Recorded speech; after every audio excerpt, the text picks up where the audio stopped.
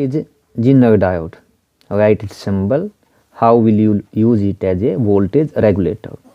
तो question 5 marks question है, 3 marks में भी आ जाता है। इसके अंदर क्या फर्स्ट क्या आपको जेनर डायोड होता क्या है? तो जेनर डायोड एक स्पेशली डिजाइन जंक्शन डायोड होता है, पीएन जंक्शन डायोड होता है। आपने सेमीकंडक्टर पढ़ा था, जो रिवर्स ब्रेकडाउन रीजन में काम करता है। जो voltage across diode remain constant, hence it is used in making constant voltage power supply in a voltage regulator.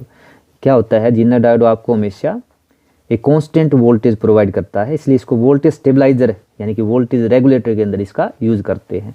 तो first part what is Zener diode. Second क्या देखिए, write symbol of Zener diode. तो आपको जो Zener diode उसका symbol बनाना है। Symbol बिल्कुल सिंपल है, जैसे हम पीएन जंक्शन डायोड को बनाते हैं, लेकिन थोड़ा सा अंतर है, आपका थोड़ा सा अंतर है जैसे हम बनाते हैं।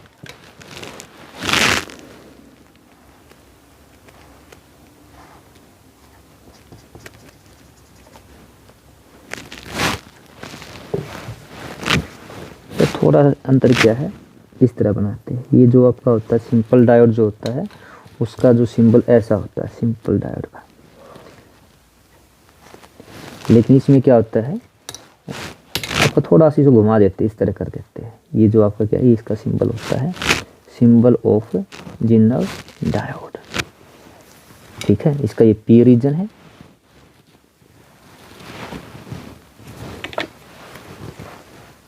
ये होता है P, ये होता है N। तो ये सिंबल हो गया जेनर डायोड, 1 मार्क्स के लिए।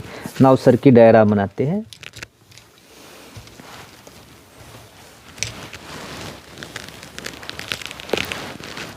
तो इसका देखिए डायग्राम बनाते हैं सबसे पहले।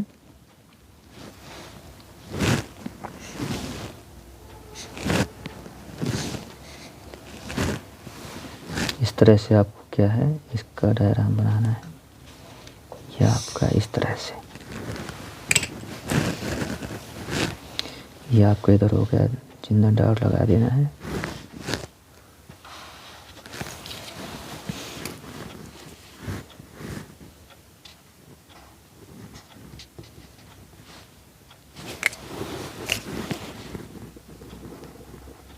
ये जेनर डायोड, यहाँ पे आपका जो रेजिस्टेंस गिवन है ये आपका R, ठीक है। और इसका ये जो आउटपुट लेंगे, आउटपुट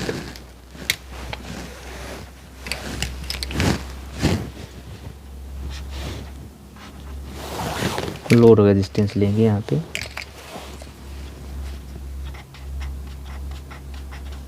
ये लोड रेजिस्टेंस है। तो output is taken along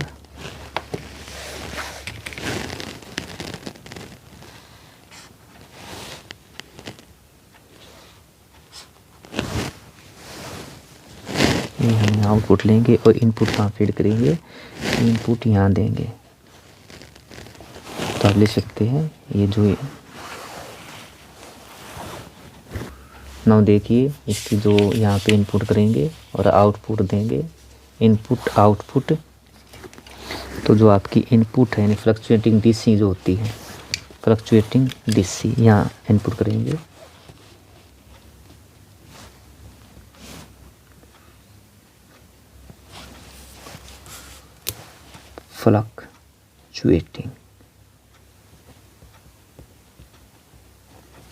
fluctuating DC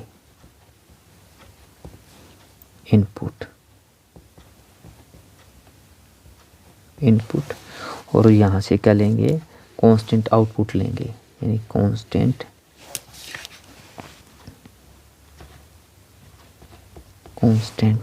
DC output.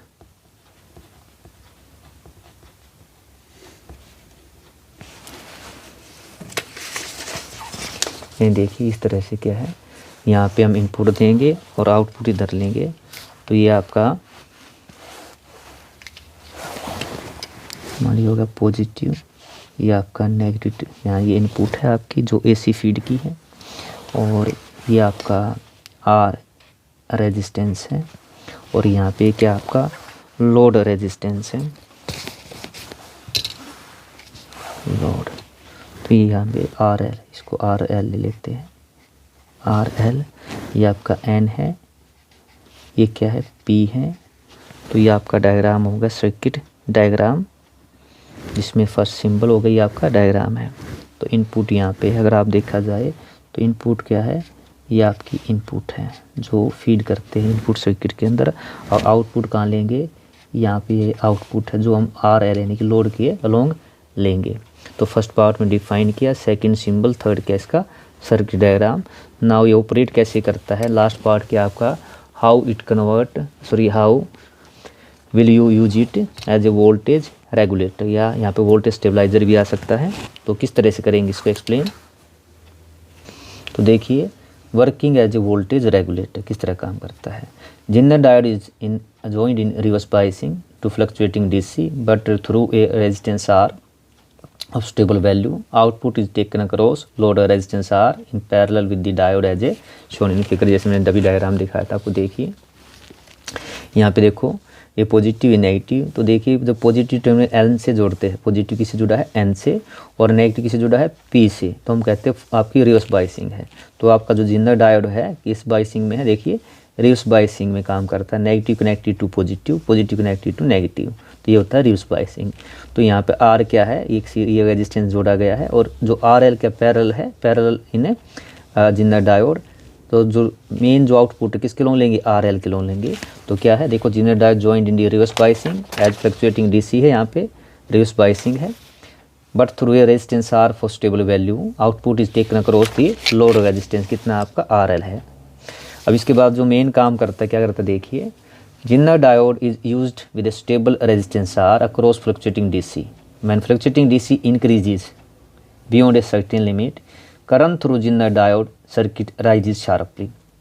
देखिए क्या है, जब आपका DC जो अलोंग है जो इंक्रीज होती है सर्टेन लिमिट, तो करंट थ्रू जिन्नर डायोड क्या होता है, एकदम स्टार्ट होता है, इंक्रीज होता है, राइज होता है sharply. Therefore voltage drop R जो है, यानी जो आपका वोल्टेज ड्रॉप R है, यानी लोड है जो आपका, therefore voltage drop across R increases, hence voltage drop across zener diode and across load resistance, sorry आपका ये क्या है RL falls to normal value. अगर मान लो क्या होता है, तो इसमें क्या है आपका जो R जो रेजिस्टेंस हमने यहाँ पे वोल्टेज ड्रॉप अक्रॉस R अगर मान लो इंक्रीज होता है, तो यहाँ पे क्या होगा, जो आपका जिन्नर डायोड है लोड के लोग क्या हो जाएगा, उसको घटा देगा, डिक्रीज कर देगा, और आपको कांस्टेंट आउटपुट मिलती रहेगी। ऐसे ही क्या अगर मान लो आपका जो यहाँ पे जो पोटेंशियल ड्रॉप अक्रॉस R है डिक्रीज हो जाएगा, तो ये क्या करेगा, यहाँ पे RL के अक्रॉस इंक्रीज हो जाएगा और हमें कांस्टेंट वैल्यू मिलती रहेगी। तो ये था आपका zener diode as a voltage regulator. तो जिन्नर डायोड क्या करता है, it is used with stable resistance R across fluctuating DC, when fluctuating DC increases beyond certain limit, current through zener diode क्या होता है, राइज होता है, और वोल्टेज ड्रॉप भी क्या होगा, R के अलोंग आपका बढ़ेगा। ये R ही है, वोल्टेज अक्रॉस R इंक्रीजेस, और जब R के अक्रॉस वोल्टेज ड्रॉप होता है तो जिन्नर डायोड और अक्रॉस लोड रेजिस्टेंस ये फॉल हो जाता है। इस तरह क्या है, आपको कांस्टेंट वैल्यू मिलती रहती है। तो ये आपकी वर्किंग थी। तो 5 मार्क्स क्वेश्चन में सबसे पहले आपने क्या है, जिन्नर डायोड के बारे में बताया, सेकंड सिंबल, थर्ड क्या है आपका इस सर्किट डायग्राम बनाना है, इसकी हेल्प से आपको इसकी working as a voltage regulator, बस इसके बारे में बताना था। तो ये था आपका जिन्नर डायोड। ये draw the sketch of variation of resistivity with temperature in the following. तो बिल्कुल एक सेम है। देखिए हमारा क्या कॉपर क्या होता है, कॉपर होता है हमारा कंडक्टर, कंडक्टर होता है कंडक्टर, या इसको मेटल कह सकते हैं, ये मेटल है आपका। और सिलिकॉन क्या आपका, ये होता है सेमी कंडक्टर। तो जो हम कंडक्टर और सेमी कंडक्टर के लिए जो ड्रा करते हैं रेजिस्टिविटी विद रेस्पेक्ट टेम्परेचर, बिल्कुल वही आपको ड्रा करना है। तो किस तरह करेंगे, देखिए इस तरह लाइन लगा लेते हैं दोनों तरफ। हमें पता जो रेजिस्टिविटी होती है वो क्या होती है, ये होती है mne²τ। इसका मतलब क्या है, रेजिस्टिविटी जो आपकी है इनिशियली होती किसके, टो, रिलैक्सेशन टाइम की। इधर आपका ये ले लेते कॉपर, इधर क्या ले लेते हैं, सिलिकॉन। बिल्कुल सेम बताया अभी आपको। कॉपर क्या है आपका, ये मेटल, इसको कंडक्टर कह सकते हैं। जो कंडक्टर है, कंडक्टर क्या होता है, मेटल। सेम ग्राफ ड्रा करना है आपको। और सेमी कंडक्टर सिलिकॉन क्या होता है, सेमी कंडक्टर होता है। सिंबल फॉर्म में भी आ सकता है ऐसे, सिलिकॉन जैसे SI का ड्रा कीजिए, कॉपर का ऐसे कॉपर का आ जाएगा। तो सेम आपको ड्रा करना है, कंडक्टर सेमी कंडक्टर वाला डायग्राम ड्रा करना है।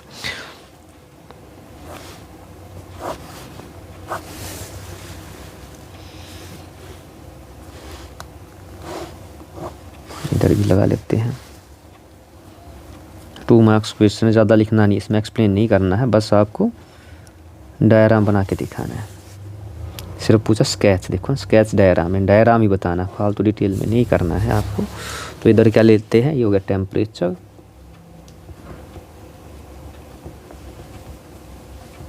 T, इधर ये हो गया आपका टेम्परेचर T। इधर क्या ले लेंगे, रेजिस्टिविटी,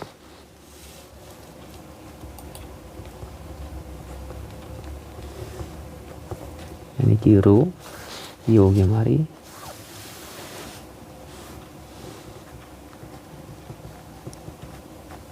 मिट्टी रो।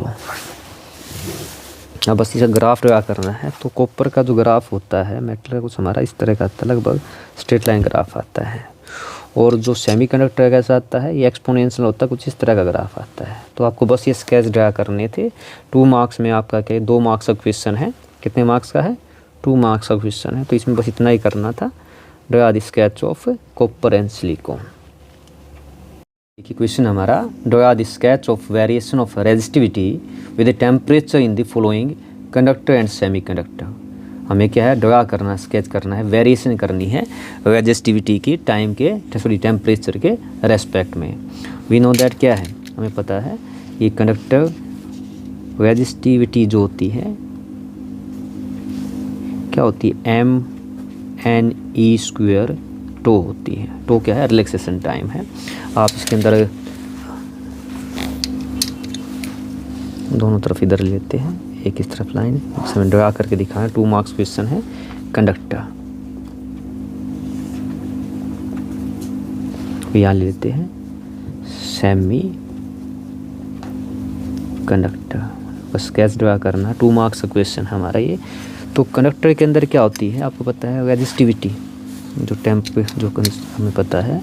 इन कंडक्टर यानी कंडक्टर जो मेटल भी कह सकते हैं, मेटल भी आ सकता है पेपर के अंदर, कोई भी मेटल जो आ सकता है। रेजिस्टिविटी यानी रो जो है, rho resistivity increases with respect to temperature, यानी टेम्परेचर इंक्रीज होता है तो रेजिस्टिविटी भी कंडक्टर की, मेटल की इंक्रीज होता है। ठीक है। तो जो ग्राफ होगा हमारा, इसका ग्राफ बनाएंगे आप।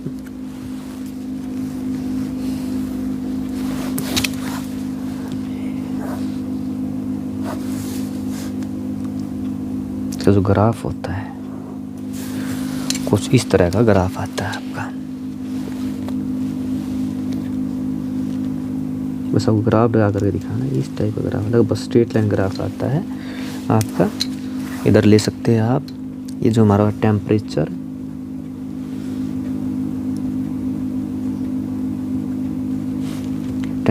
यानी हमारा T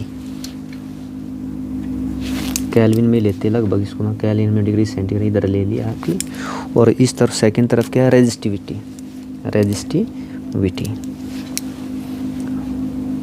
इसको इस तरह ले सकते हैं। इधर आपकी क्या होगी, resistivity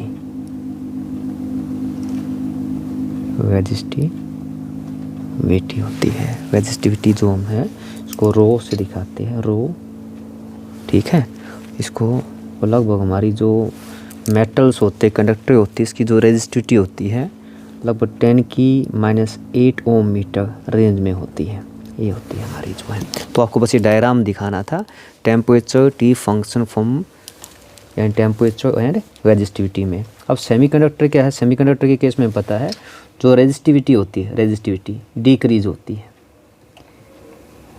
decreases with respect to temperature decrease होती है। तो इसका जो ग्राफ होता है वो ग्राफ क्या होगा आपका,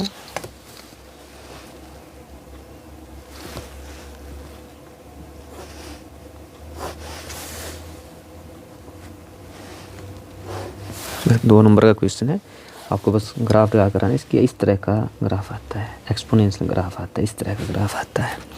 तो इधर क्या हमारी, ये आपका टेम्परेचर हो गया है, टेम्परेचर यानी कि T, और इस तरफ क्या हो गई आपकी रेजिस्टिविटी हो गई है।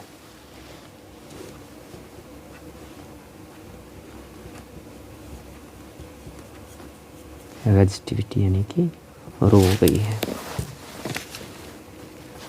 तो आपको क्या करना था, ये ग्राफ ड्रा करना था बस। 2 मार्क्स के अंदर क्या था आपका, draw the sketch of variation of resistivity with respect to temperature.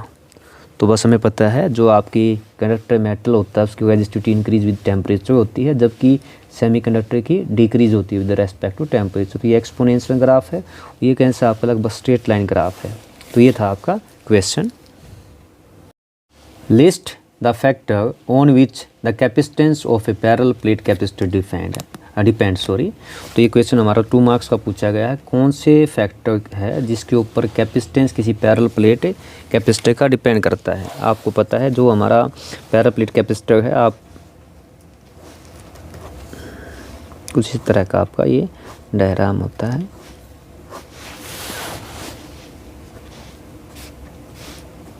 Positive plate होती है हमारी, ये हमारी नेगेटिव प्लेट होती है, और इनके बीच में जो ये क्या होती है, डी क्या होती है, सेपरेशन होती है। यहाँ से लेके यहाँ तक ये सेपरेशन है।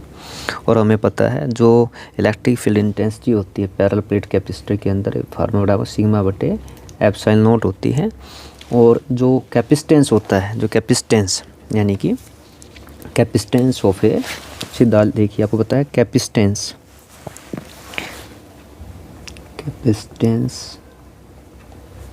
Of parallel plate capacitor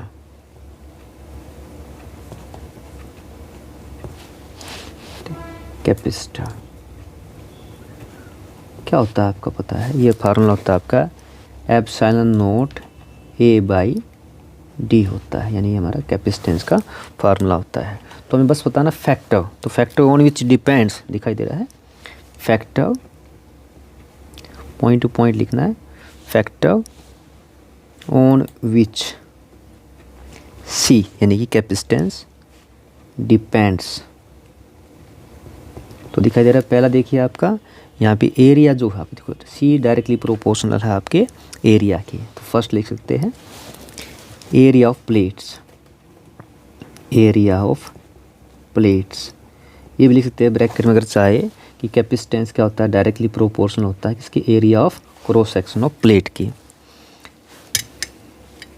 second point distance between the plate, दिखाई दे रहा है डी है, देखो हमारा distance between the plates, bracket में लिख सकते हैं inversely proportional, capacitance inversely proportional है डी के। इसका मतलब डिस्टेंस बढ़ेगा तो कैपेसिटेंस क्या होगा, डिक्रीज होगा। तीसरा पॉइंट होता है हमारा, देखो एप्सिलॉन नॉट दिखाई दे रहा है, इसकी क्या होती है, permittivity, permittivity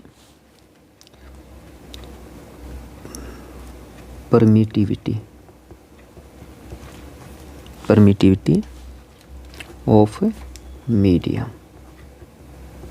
permittivity of medium between plate, जो दिखाई दे रहा है इस फार्मूले में, बस पे लिख दी, इस पे डिपेंड करती है बिटवीन दी प्लेट्स। इसका मतलब क्या है, यहाँ पे भी कैपेसिटेंस डायरेक्टली प्रोपोर्शनल है एप्सिलॉन नॉट के, आपके एप्सिलॉन नॉट के।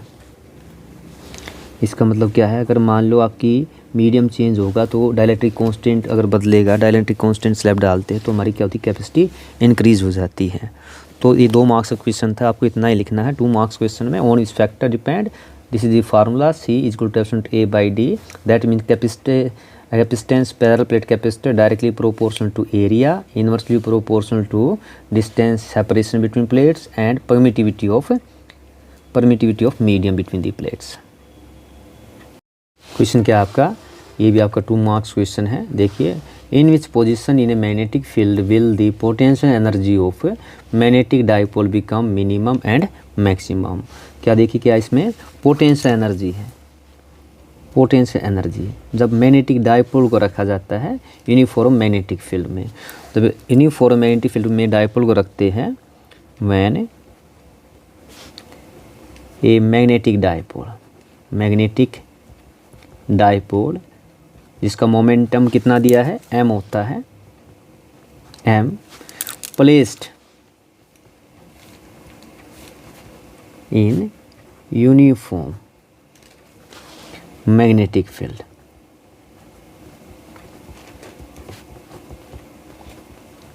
मैग्नेटिक फील्ड मान लो B है, तो इस पर लगने वाली जो पोटेंशियल एनर्जी होती है, देन वी नो तो पोटेंशियल एनर्जी होती है magnetic potential energy, magnetic potential energy जो फार्मूला होता है क्या होता है, ये आपका होता है m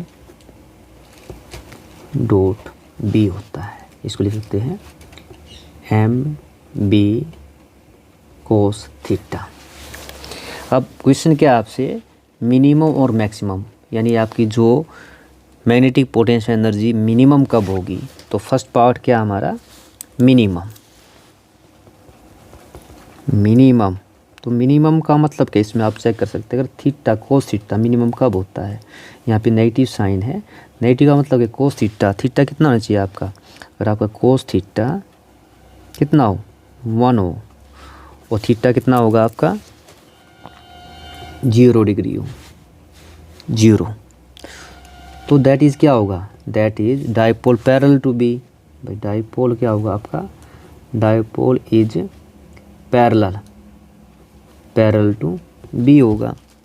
और पैरेलल टू बी का मतलब क्या है, आपका जो पोटेंशियल एनर्जी, यानी जो आपकी मैग्नेटिक पोटेंशियल एनर्जी यू होगी, वो कितनी आ जाएगी, माइनस का mb.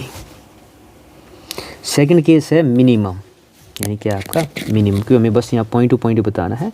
मिनिमम के बाद है मैक्सिमम, यानी मैक्सिमम कब होगी आपकी मैग्नेटिक पोटेंशियल एनर्जी, मैक्सिमम कब होगी. मैक्सिमम का मतलब पॉजिटिव आएगी. और पॉजिटिव कैसे आएगी, जब आपका कोस थीटा कितना हो, -1 हो. और थीटा -1 कब होता है, ये तो 180 लिख लीजिए, या इसको पाई भी कह सकते हैं, पाई के ऊपर होता है. दैट इज m, यानी कि मैग्नेटिक मोमेंट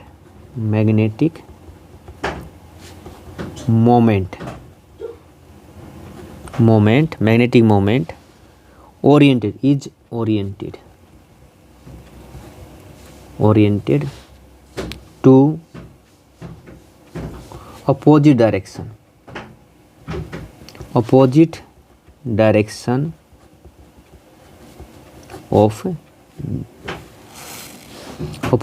of B, और लिख सकते हैं एंटी पैरेलल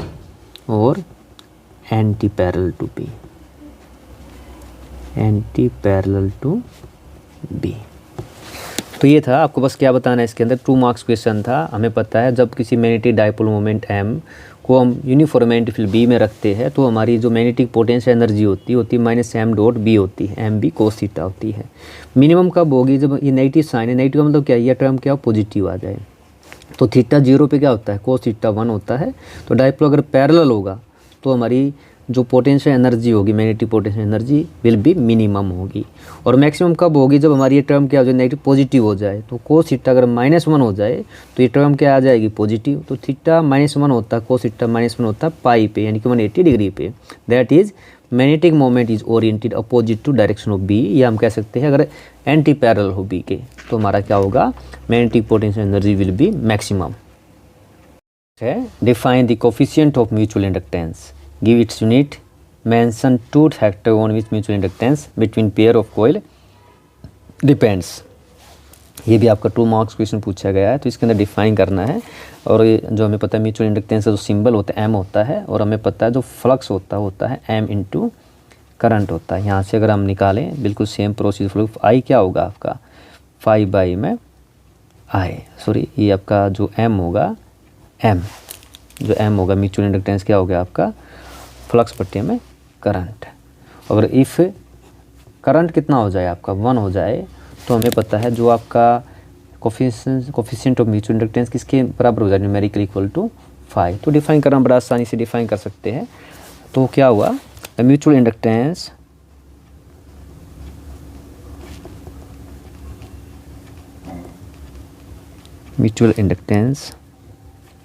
ऑफ 2 कॉइल, क्योंकि म्यूचुअल वर्ड क्या होता है 2 के बीच में होता है, 2 coils is numerically equal to the magnetic flux, to the magnetic flux linked with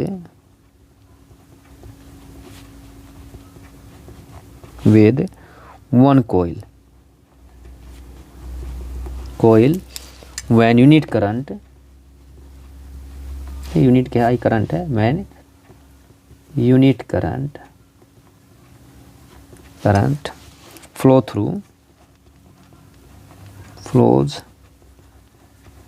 through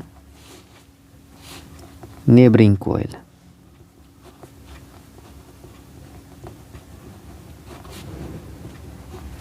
तो ये इसकी डेफिनेशन हो गई है। सेकंड डेफिनेशन भी दे सकते हैं आप, जैसे सेल्फ इंडक्टेंस के अंदर आपने दी थी वैसे ही अब अगर उसको भी करें तो देखिए हमें पता है। तो इंड्यूस्ड ईएमएफ क्या होती है, सेकंड डेफिनेशन में वी नो, सेकंड वे जो डेफिनेशन देने का आप सेकंड तरीका भी बना सकते हैं। एक डेफिनेशन दे सकते, ई होता हमारा -m di/dt।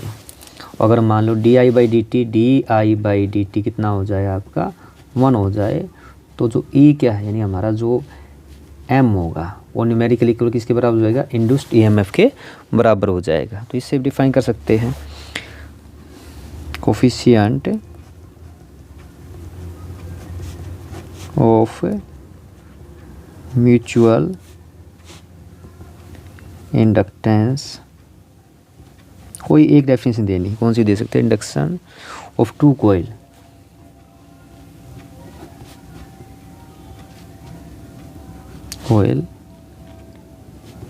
is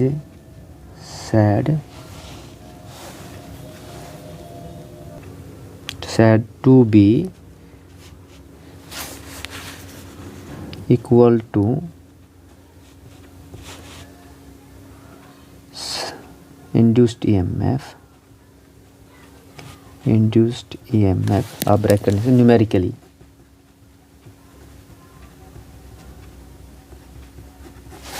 when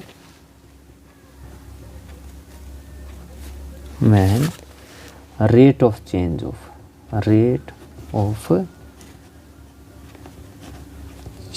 of current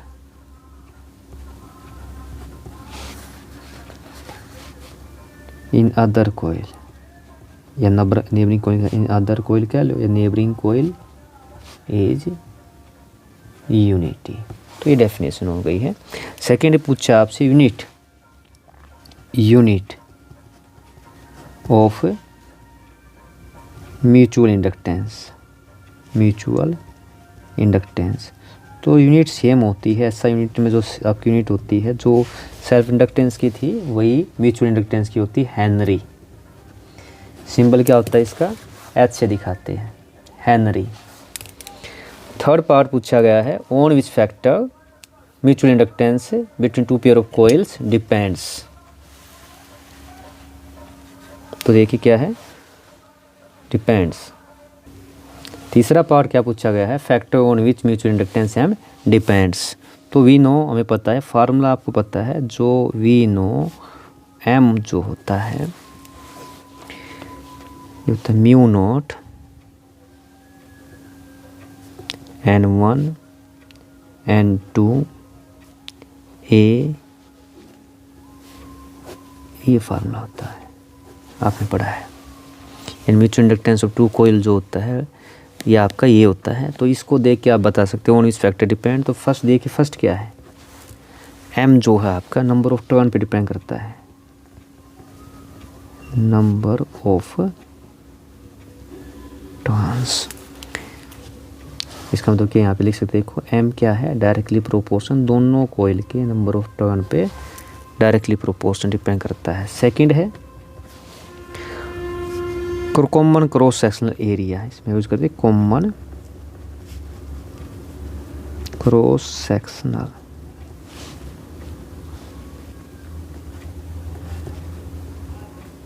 area लिख सकते हैं। यहाँ देख सकते डायरेक्टली है तो क्या है, एरिया। तीसरा क्या देखिए आपका म्यू, जैसे आपका सेल्फ इंडक्टेंस बिल्कुल सेम वैसे ही है। इसके बाद एक रिलेटिव ओरिएंटेशन पे डिपेंड करता है, ये रिलेटिव ओरिएंटेशन। बस 2 फैक्टर पूछे तो आप 3 लिख दिए, चौथा भी लिख दीजिए चाहे तो आप। फोर्थ क्या दिखाई दे रहा है, म्यू नोट, यानी जो फार्मूले दिखाई दे रहा है उसको आप बड़ी इजीली लिख सकते हैं, परमीएबिलिटी, परमीएबिलिटी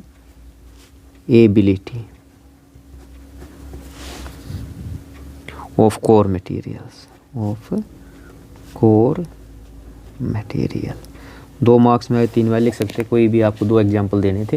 तो ये था आपका कोफिशिएंट ऑफ म्यूचुअल इंडक्टेंस, आपको डिफाइन करना था। डिफाइन करने के लिए आप कोई एक फार्मूला लगा सकते हैं, ये वाला यूनिट ये डिफाइन कर सकते हैं इसके द्वारा या इस द्वारा, एक काफ़ी है। सेकंड थी यूनिट पूछी गई थी और थर्ड क्या था, on which factor mutual inductance M depends.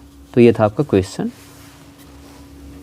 हमारा देखिए, define the coefficient of self inductance, give its units, set on factor on which factor self inductance of coil depend. ये भी हमारा कितने मार्क्स का है, 2 मार्क्स का क्वेश्चन। तो आपको बस डिफाइन करना है और यूनिट बतानी है और कौन से फैक्टर पे डिपेंड करता है।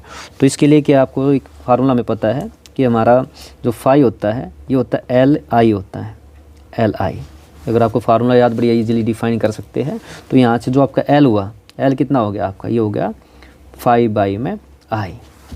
अगर आप देखिए इफ़ अगर आपका I कितना हो जाए, करंट आपका 1 हो जाए, तो L क्या होगा आपका, जो L होगा वो किसके बराबर हो जाएगा, आपके 5 के बराबर हो जाएगा। तो आप इसको डिफाइन भी कर सकते हैं। तो कोफिशिएंट ऑफ सेल्फ इंडक्टेंस देखिए, कोफिशिएंट ये क्या है, coefficient of self inductance numerically equal to magnetic flux linked with it, that is it is defined at defined as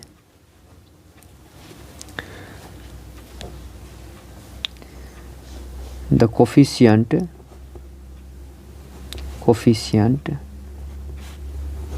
of self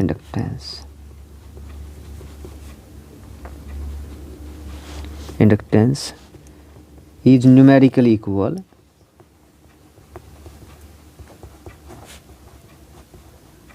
equal to magnetic flux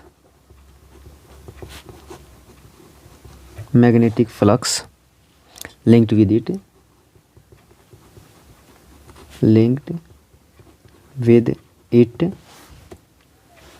when a unit current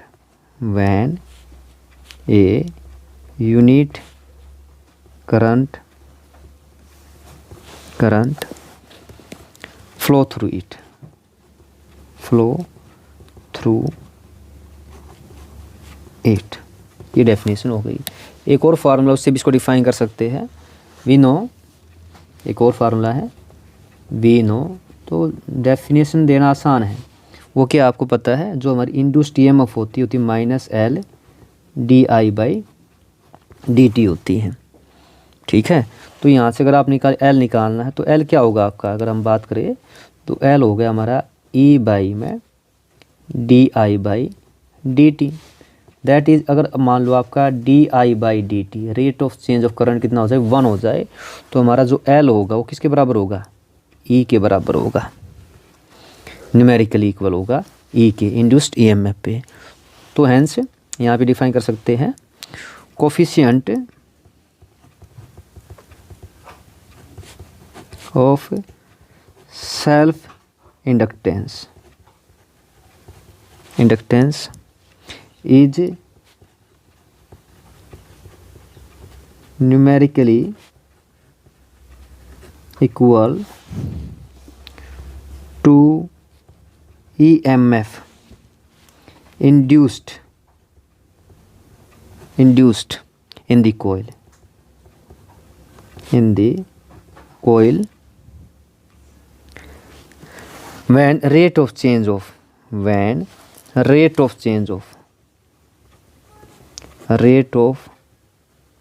change of current in it unity. कोई भी एक definition दे सकते, 2 marks का है, आप पहली वाली दे सकते, दूसरी वाली भी, एक डेफिनेशन काम चल जाएगा। सेकंड पूछा गिव इट्स यूनिट। तो यूनिट क्या होती है? Unit of self inductance. जो एसआई सिस्टम इसकी यूनिट होती है वो होती है हेनरी होती है। एसआई सिस्टम के अंदर इसकी यूनिट होती है, एसआई यूनिट जो होती है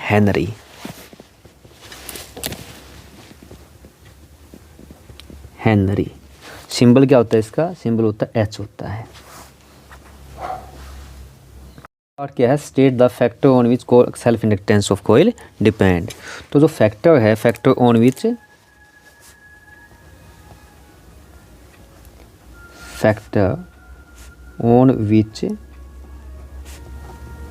सेल्फ इंडक्टेंस डिपेंड। तो बस आपको फार्मूला पता होगा, हमें पता है वी नो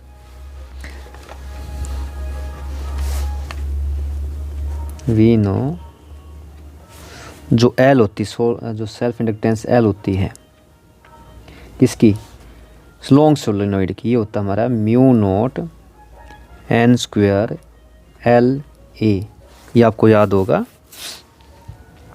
तो इसको फार्मूले को देख के क्या है हम इजीली बता सकते हैं। फर्स्ट क्या किस पे डिपेंड करता है? फर्स्ट नंबर ऑफ टर्न पे, number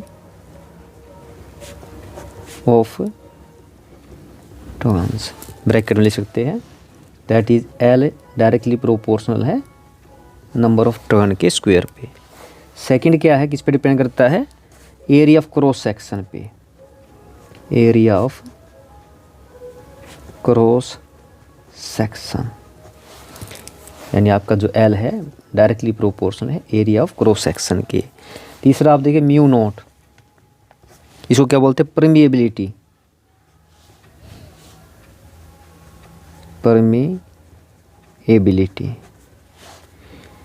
of the core material.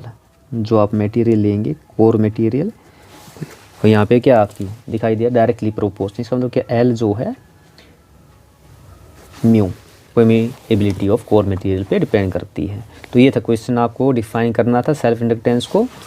यहाँ पे सेल्फ इंडक्टेंस की मैंने 2 डेफिनेशन दी है, आप कोई एक यूज़ कर सकते हैं, क्योंकि 2 मार्क्स का क्वेश्चन आपका ये कोई भी आप इसमें से एक डेफिनेशन, फिर इसके बाद इसकी यूनिट है S unit of self inductance, और लास्ट वाला क्या कौन से फैक्टर पे ये डिपेंड करता है। बस ये आपका क्वेश्चन था, पॉइंट टू पॉइंट लिखना है आपको। क्वेश्चन है explain the principle of potentiometer, draw a labelled circuit diagram to compare EMF of two cell, EMF of two cell. तो यहाँ पे क्या सबसे पहले पोटेंशियोमीटर क्या होता है? ये आपका यहाँ पे 3 मार्क्स क्वेश्चन है। तो डिफाइन किया potentiometer is a device to compare the EMF of two cells, it is also use to determine internal resistance of cell. ये 2 प्रैक्टिकल भी है आपके। इसके बाद प्रिंसिपल, आपको प्रिंसिपल लिखना है। प्रिंसिपल क्या होता है? It's working is based upon the fact that fall of potential across any portion of wire is directly proportional to the length of wire, provided area of cross section of wire is uniform and a constant current flows through it। तो ये आपका क्या है? Principal है। इसके बाद ये only draw label diagram आपको ड्रा करना है, एक्सप्लेन नहीं करना है। तो बनाइए, देखिए डायग्राम कैसे बनाएंगे।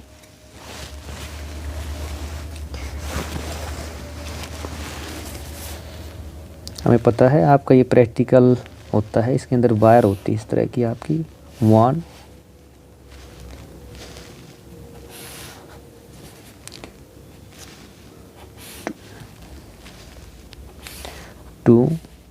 3 4 वायर होती हैं। और यहाँ पे जो वुडन बोर्ड पे क्या होती है, स्ट्रेच होती है इस तरह से।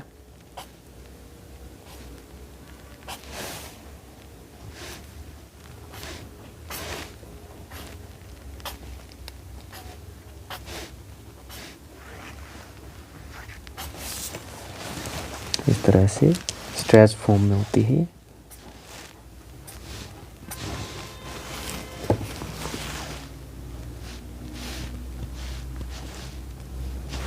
ये पॉइंट इसका ए, ये पॉइंट इसका B, point A, point B. Point A जो कनेक्टेड होता है यही है हमारा, इसको इधर जोड़ देते हैं आप बैटरी से। तो बैटरी से हम जोड़ेंगे पॉजिटिव नेगेटिव, पॉजिटिव नेगेटिव। ये आपकी हो गई है बैटरी। बैटरी के बाद क्या होता है आपको पता है, सर्किट के अंदर हम क्या लेते हैं, एमीटर लेते हैं, एमीटर।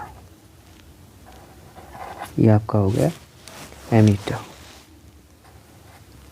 एमीटर के बाद क्या है हमारा, रियोस्टेट होता है। Rheostat to vary resistance. तो हम ये रियोस्टेट इस तरह ले सकते हैं। ये हो गया आपका आर एच। आर एच क्या, रियोस्टेट, आर एच रियोस्टेट। एक की यहाँ पे लगी होती है,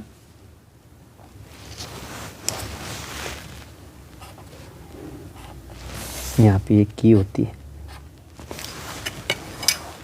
ये क्लोज करेंगे की के अंदर। इसके साथ में यहाँ पे बिल्कुल पैरेलल में, यहाँ पैरेलल में क्या चलता है, एक स्केल चलती है टू डिटरमाइन रीडिंग। रीडिंग लेने के लिए जब हम जोकी को कांटेक्ट में लेके आते हैं तो आपको ये डायग्राम बनाना है। स्केल,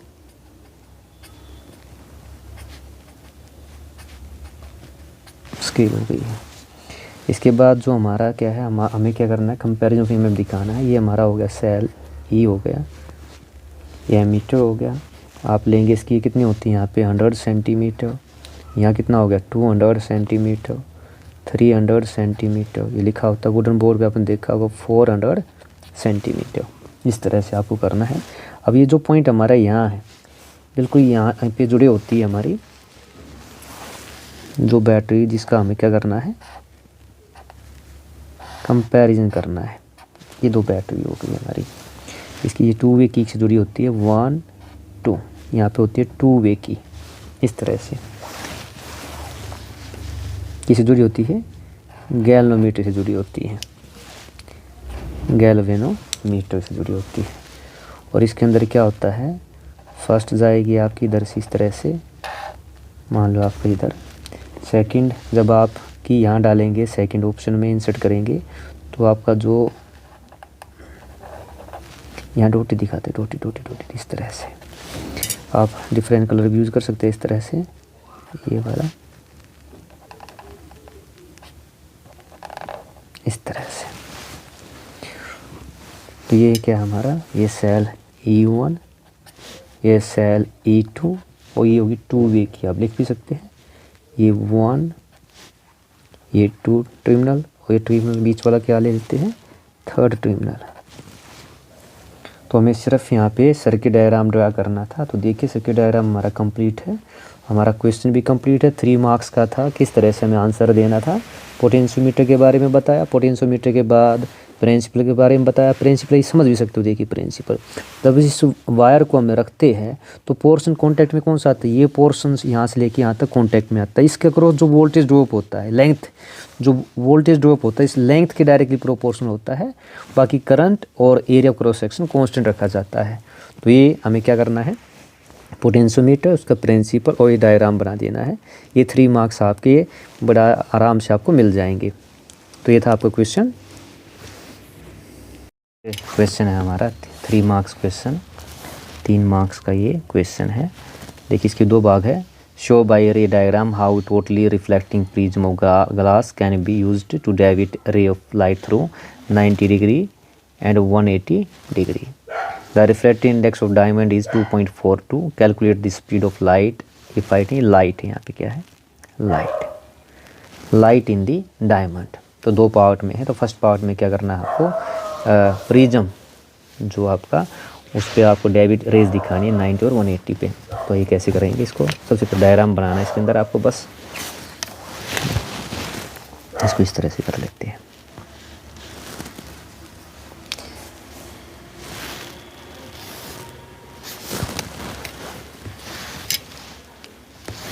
तो प्रिज्म की पहले फेस अगर 90 के लिए क्या है, फेस इस तरह लेते हैं, याद रखिए इस तरह की फेस लेते हैं।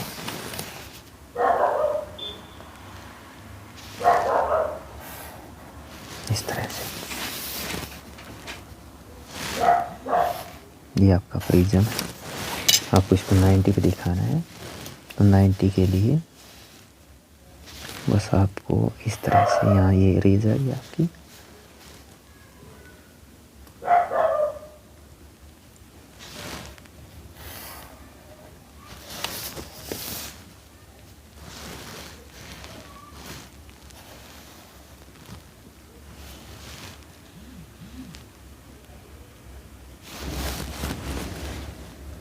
बिल्कुल पैरेलल रेज होती है, ध्यान से बनाना है आपको।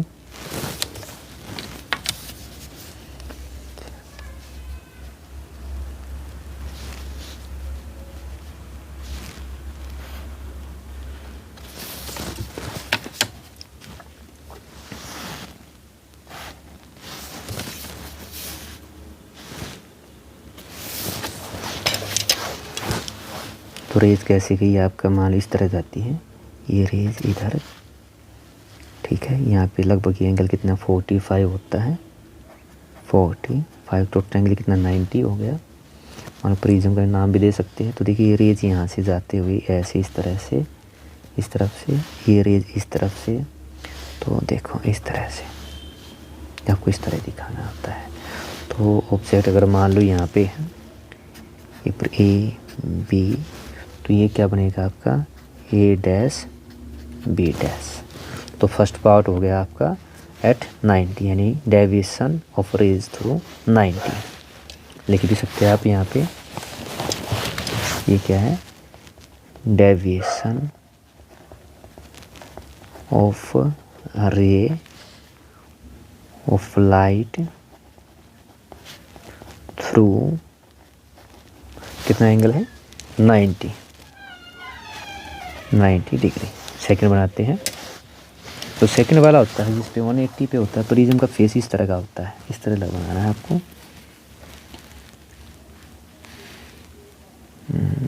इस तरह से।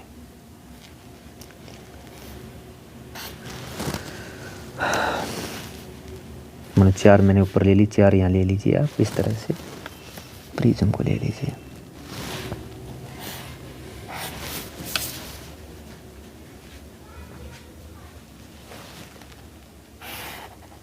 ठीक है। इसके बाद मान लो आपकी लाइट जो है 2 लाइन यहाँ से लेते हैं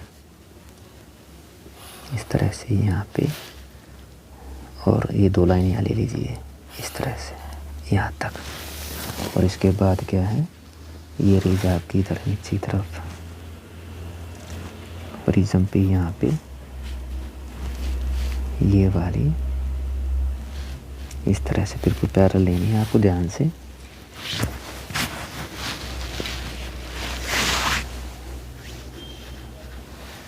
देखिए बिल्कुल पैरेलल लेनी है, ये पैरेलल इस तरह से। और फिर क्या है, वापस यहाँ टकरा के इधर इस तरह से ये, और सेकंड वाली आपकी इस तरफ आ गई है। अब यहाँ इसको मिला दीजिए इस तरह, इस तरह से। तो ये क्या 180 पीस को दिखा सकते हैं। ये क्या आपकी जो रेज जाएगी ये इस तरह, इस तरफ से ये ऐसे, ठीक है, ऐसे, ये ऐसे, ठीक है, और वापस ऐसे, और ये इधर हो गई ऐसे। तो ये क्या आपका मान लो ए बी, ये हो गया आपका ए डैश बी डैश। तो यहाँ पे भी लिख देना है बस आपको डेविएशन ऑफ रे, डेविएशन ऑफ रे ऑफ लाइट थ्रू 180 डिग्री। तो फर्स्ट पार्ट में बस आपको ये डायग्राम बनाना था। सेकंड पार्ट देखिए, इसमें क्या दिया गया है आपको, एक न्यूमेरिकल दिया गया है। The refractive index of diamond is 2.42, calculate speed of light in the diamond, ये निकालना है। और देखिए सेकंड पार्ट क्या दिया, रिफ्रैक्टिव इंडेक्स ऑफ डायमंड 2.4। तो रिफ्रैक्टिव इंडेक्स ऑफ जो डायमंड है कितना दिया गया है आपको, 2.42 दिया गया है, 2.42। निकालनी क्या है, calculate speed of light in diamond निकालनी है। तो हमें पता है रिफ्रैक्टिव इंडेक्स होता क्या है। रिफ्रैक्टिव इंडेक्स आपका जो फार्मूला होता है वो तो वेलोसिटी ऑफ लाइट, ये फार्मूला होता है, यानी ratio of in first medium to second medium. तो यहाँ पे जो म्यू की वैल्यू कितनी दी है, 4.2 दी गई है। सी कितना होता है, 3 गुना में 10⁸ मीटर पर सेकंड आता है। तो वी निकालना है, तो वी कितना हो जाएगा आपका 3 × 10⁸ पाई में 2.42 हो जाएगी। तो ये इसको आपको सोल्व करना है। तो देखिए अप्रोक्सीमेट देखा इस टाइप के न्यूमेरिकल में अगर आप देखेंगे तो नीचे वाला पोर्शन कितना 2.4, इसको अगर हम राउंडिंग ऑफ में लेते हैं तो लगभग कितना होगा, 3 × 10⁸, इसको लिख सकता हूँ 2.4 भी लिख सकता हूँ, 2.4। और 2.4 में क्या होगा आपका, देखिए 3 आपकी इसका पॉइंट हटाएंगे तो 3/24 ऊपर कितनी होगी, 0 हो गई है, 10⁸। काटना से काट सकते, देखिए 3 × 1 = 3, 3 × 8 = तो कितना हो गया, 10 × 10⁸/8 हो गया है। और हमें पता है अगर इसको मैं इस तरह लिखूं, 10 की देखो 3 ली है, एक ये थी, 2 यहाँ से ले ली, तो 6 हो गई आपकी यहाँ पे, ये हो गया 8 का डिविजिबिलिटी रूल आप जानते हैं, वो क्या होता है, अगर लास्ट के 3 डिजिट 0 हो तो ये पूरा डिवाइड होता है। तो कितना आएगा, 8 × 1 = 8, 8 दूनी 16, 8 पंजे 40। तो कितना है आपका 125 पे पूरा जाएगा ये 6। अब अगर इसको मैं पॉइंट में लेना चाहूँ तो कितना होगा, 1.25 अप्रोक्सीमेट आएगा, 10 की पावर कितना होगा 8 मीटर पर second.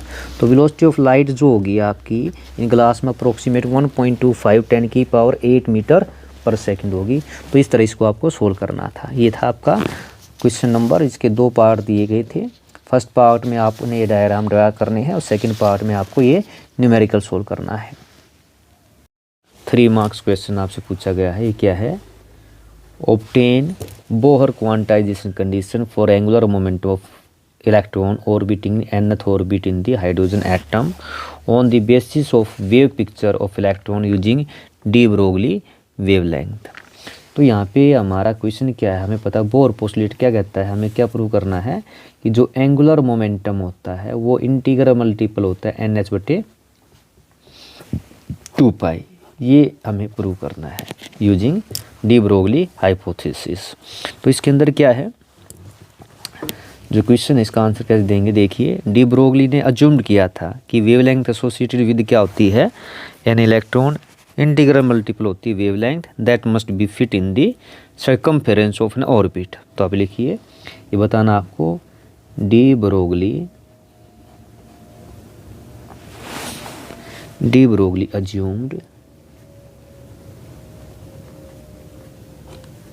assumed that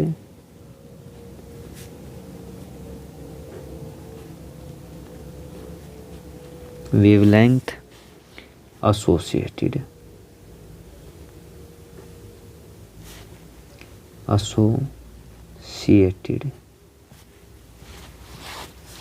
with an electron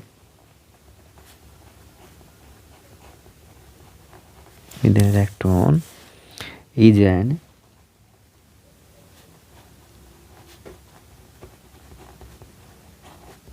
integral multiple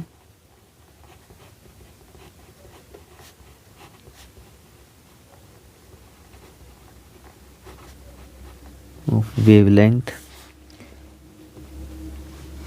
that must fit in the circumference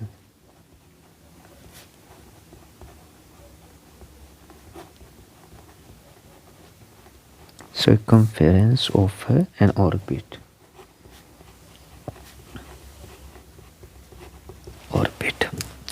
दस जो सर्कमफेरेंस है किसी सर्कुलर ऑर्बिट की वो मस्ट बी इंटीग्रल मल्टीपल होती है वेवलेंथ की। लिख सकते हैं 10 the circumference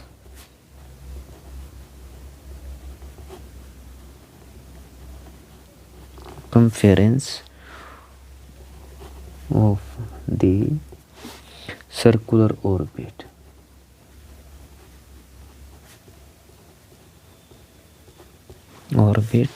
must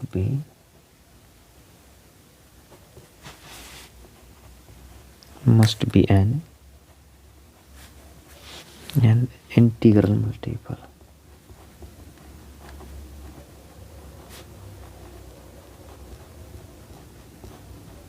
integral multiple of wavelength। कि वेवलेंथ किसे जुड़ा है, वेव की लंबाई, सर्कल की सर्कमफेरेंस का हम कंपैरिजन कर सकते हैं। तो ये कितना होगा ये आपका 2 pi R circumference integral multiple of lambda. आप इसको फर्स्ट इक्वेशन देखा नहीं दे सकते हैं। तो डी ब्रोगली हाइपोथेसिस क्या कहती है, by using de Broglie hypothesis, क्योंकि हमें इसका यूज करना है। वो कहती है कि जो लैम्डा होता है यानी जो वेवलेंथ होती है वो होती h/p होती है। यानी p क्या है, मोमेंटम है, या इसका हम लिख सकते हैं h/mv। मोमेंटम क्या होता है, मास गुना में वेलोसिटी। इसको आप सेकंड नंबर दे सकते हैं। तो देखिए इसके अंदर क्या है आपका, फर्स्ट हमने कंपेरिजन किया सर्कमफेरेंस जो ऑर्बिट का है वो इंटीग्रल मल्टीपल है वेवलेंथ का, और सेकंड डी ब्रोगली हाइपोथेसिस कहती है लैम्डा क्या होता है h/p यानी h/mv, ये सेकंड है। दोनों को अगर कंपैरिजन करें by using 1 and 2 we get, दोनों को कंपैरिजन करते हैं तो क्या है देखिए 2 पाई आर आपका आ गया NH/p, लिख सकते हैं इसको, हमने वैल्यू रख दी NH/p, या लिख सकते हैं आपका NH/p क्या है, मास इनटू में वेलोसिटी है। और यहाँ से अगर इसको क्रॉस करके लेके आऊँ तो ये होता है MVR क्या हो गया आपका NH/2 पाई। और यही हमारा क्या है, बोर का सेकंड पोस्टुलेट है। सेकंड पोस्टुलेट यानी ये जो वैल्यू है आपकी, ये वाली वैल्यू है, इसको क्या कहते हैं एल होता है एंगुलर मोमेंटम। और एंगुलर मोमेंटम क्या होता है, यहाँ इससे आ गया an integral multiple of h/2 पाई, ठीक है। और which is the bore second postulate, ये क्या हमारा which is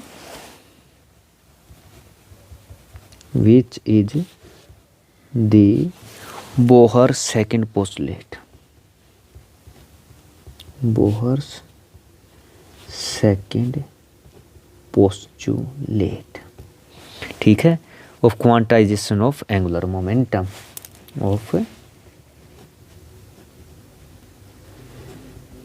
quantization of angular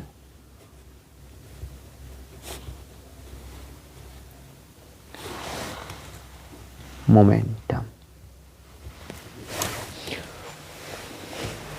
तो ये क्या था, यानी Bohr quantization condition for angular momentum, quantization condition of Bohr, यानी ये हमें प्रूव करना था। तो इसके अंदर क्या किया, सबसे पहले हमने सर्कमफेरेंस जो सर्कुलर ऑर्बिट की है उसको क्या है इंटीग्रल मल्टीपल दिखाया वेवलेंथ का, और सेकंड डी ब्रोगली हाइपोथेसिस का यूज़ करना। तो वो क्या कहती है कि आपकी वेवलेंथ होती है h/p, दोनों का कंपैरिजन किए, यहाँ से MVR निकली, क्या होता है एंगुलर मोमेंटम, और एंगुलर मोमेंटम क्या हो गया integral multiple of h/2 pi which is bore second postulate. इस तरह आप इसको करना था। और ये 3 मार्क्स न्यूमेरिकल है आपका। देखिए, A radio can tune into any station in the 7.5 megahertz to 21 megahertz. What is corresponding wavelength? Band बताना है आपको। तो यहाँ पे आप देखिए, बैंड के अंदर क्या तो मिनिमम फ्रीक्वेंसी होती है और मैक्सिमम फ्रीक्वेंसी होती है। तो मिनिमम फ्रीक्वेंसी क्या है? मिनिमम फ्रीक्वेंसी, मान लीजिए इसको न्यू से दिखाते हैं, न्यू 1 से, न्यू 1 कितनी दी गई है? 7.5 मेगाहर्ट्ज़ दी गई है। 7.5 मेगाहर्ट्ज़ का मतलब हो गया 7.5 इंटू 10⁶ मेगा होता है, 10⁶ होता है। सेकंड है मैक्सिमम फ्रीक्वेंसी। तो जो मैक्सिमम फ्रीक्वेंसी दी गई है, मैक्सिमम फ्रीक्वेंसी, मान लीजिए इसको न्यू 2 से दिखा देते हैं, न्यू 2, ये कितनी दी गई? 21 मेगाहर्ट्ज़ है, 21 मेगाहर्ट्ज़। 21 मेगाहर्ट्ज़ का मतलब हो गया 21 इंटू 10⁶ हर्ट्ज़।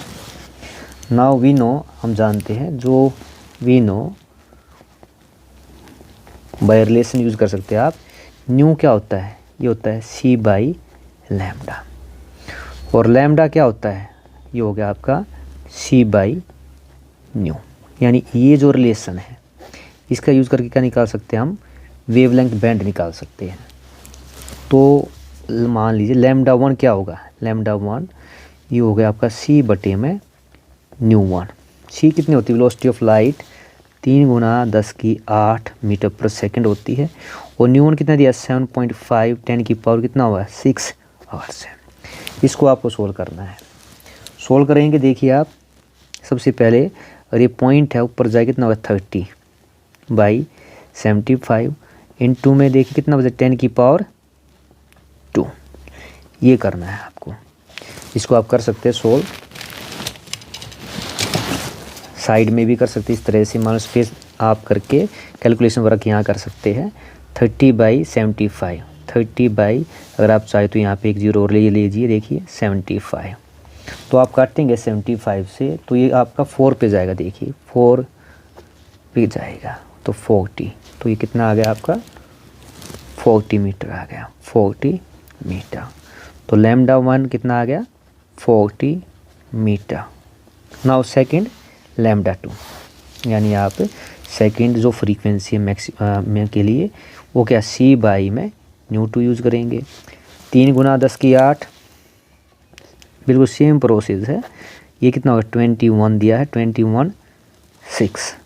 तो यहाँ पे देखेंगे, देखिए 3 1 जा 3 7 जा, तो कितना आ गया आपका?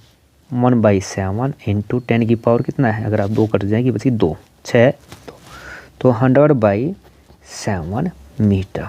इसको कर सकते हैं, देखिए 100/7 डिवीज़न आपको आती है। 7 1 जा 7, 3 7 2 जा 4 जा 28.72 जा, तो लगभग कितनी आ गई? 14.2। आगे जाना चाहे जा सकते हैं। 7 8 जा, तो लगभग 14.28 मीटर। तो λ2 जो मिली आपको, ये आपकी 14.28 मीटर है। तो जो वेवलेंथ बैंड होगा, wavelength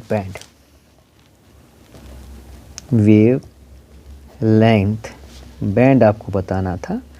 band is 40 metre to 40.28 metre. ये आपका क्वेश्चन था। इस तरह आपको इसको सोल्व करना था। 3 मार्क्स क्वेश्चन था आपका ये। हमारा state the law of radio active decay, define the term decay constant for radio active substance, how is related to half life. यानी क्या है आपको ये 3 मार्क्स में दिया गया क्वेश्चन है। आपको मेन लॉ लिखना है, रेडियो एक्टिव जो डिके लॉ है या रेडियो एक्टिव डिसइंटीग्रेशन लॉ भी कहते हैं इसको। ये क्या कहता है, it state that rate of disintegration of radio active atoms at any instant is directly proportional to the number of radio active atoms actually present in the sample at that instant. अगर ये आपको याद ना रहे तो आप क्या है डायरेक्ट ये लिख सकते हैं, रेट ऑफ चेंज ऑफ, ये देखो ना रेट ऑफ डिसइंटीग्रेशन है माइनस dN/dt, इस तरह directly proportional number of atom present at that instant. अगर मान लो आपको ये लॉ डिफाइन याद ना रहे तो ये क्या हमारा ये रेडियो एक्टिव डिके लॉ है। देखिए क्या है, टाइम बटे में आते हैं रेट ऑफ चेंज ऑफ, तो रेट ऑफ चेंज किसका है, disintegration, rate of disintegration. N क्या है, नंबर ऑफ एटम डिकेइंग जो डिसइंटीग्रेट हो रहे हैं, decaying, directly proportional number of atom, number of देखो नंबर ऑफ यहाँ पे radio active atom present at that instant. ये है हमारा रेडियो एक्टिव डिके लॉ। इसके बाद हमारा हमसे पूछा गया define the term decay constant. Decay constant को डिफाइन करने के लिए हम डायरेक्ट क्या है, डायरेक्ट रिजल्ट करेंगे क्योंकि 3 मार्क्स का है तो 3 टर्म पूछी गई है, फर्स्ट टर्म हो गई है, तो सेकंड टर्म क्या है, वी नो, डिफाइन करने के लिए आपको पता है we know number of atom present any instant क्या होता है, एन नोट ई की माइनस लैम्डा टी, ये आपका होता है लैम्डा टी। ये क्या है, number of nuclei, number of atom present at that instant. अब यहाँ पे अगर आप टी की जगह क्या मान लेते हैं, 1/λ रख देते हैं, यहाँ रखेंगे इसके अंदर जो है, तो ये इक्वेशन रिड्यूस किस में हो जाती है, ये जो इक्वेशन 1 है इट रिड्यूसेस टू एन हो जाएगा आपका एन नोट, इसे टी कर जाए ई की -1 और इसको लिख सकते हैं एन नोट बाई ई। ई क्या है, एक्सपोनेंशियल वैल्यू है। तो देखिए यहाँ पे डिके कांस्टेंट को डिफाइन करना है, तो डिके कांस्टेंट क्या हमारा लैम्डा है, हमारा लैम्डा क्या है, इसको डिके कांस्टेंट कहते हैं, यानी डिसइंटीग्रेशन कांस्टेंट कह लो, डिसइंटीग्रेशन कांस्टेंट और डिके कांस्टेंट एक ही, दोनों नाम सेम ही है, बस डिके कांस्टेंट। कैसे डिफाइन करेंगे इसको, इट इज देखिए it is reciprocal of, it is reciprocal of time at the end of which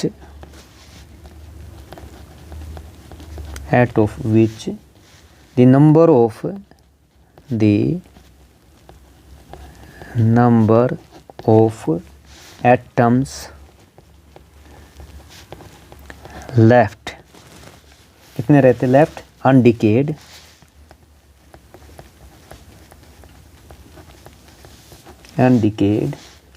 in a radioactive sample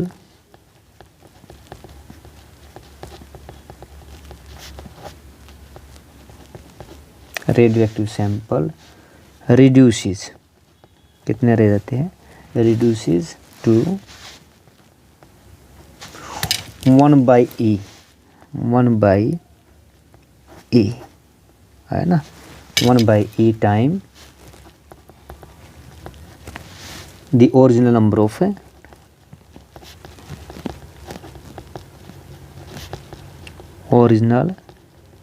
number of atoms।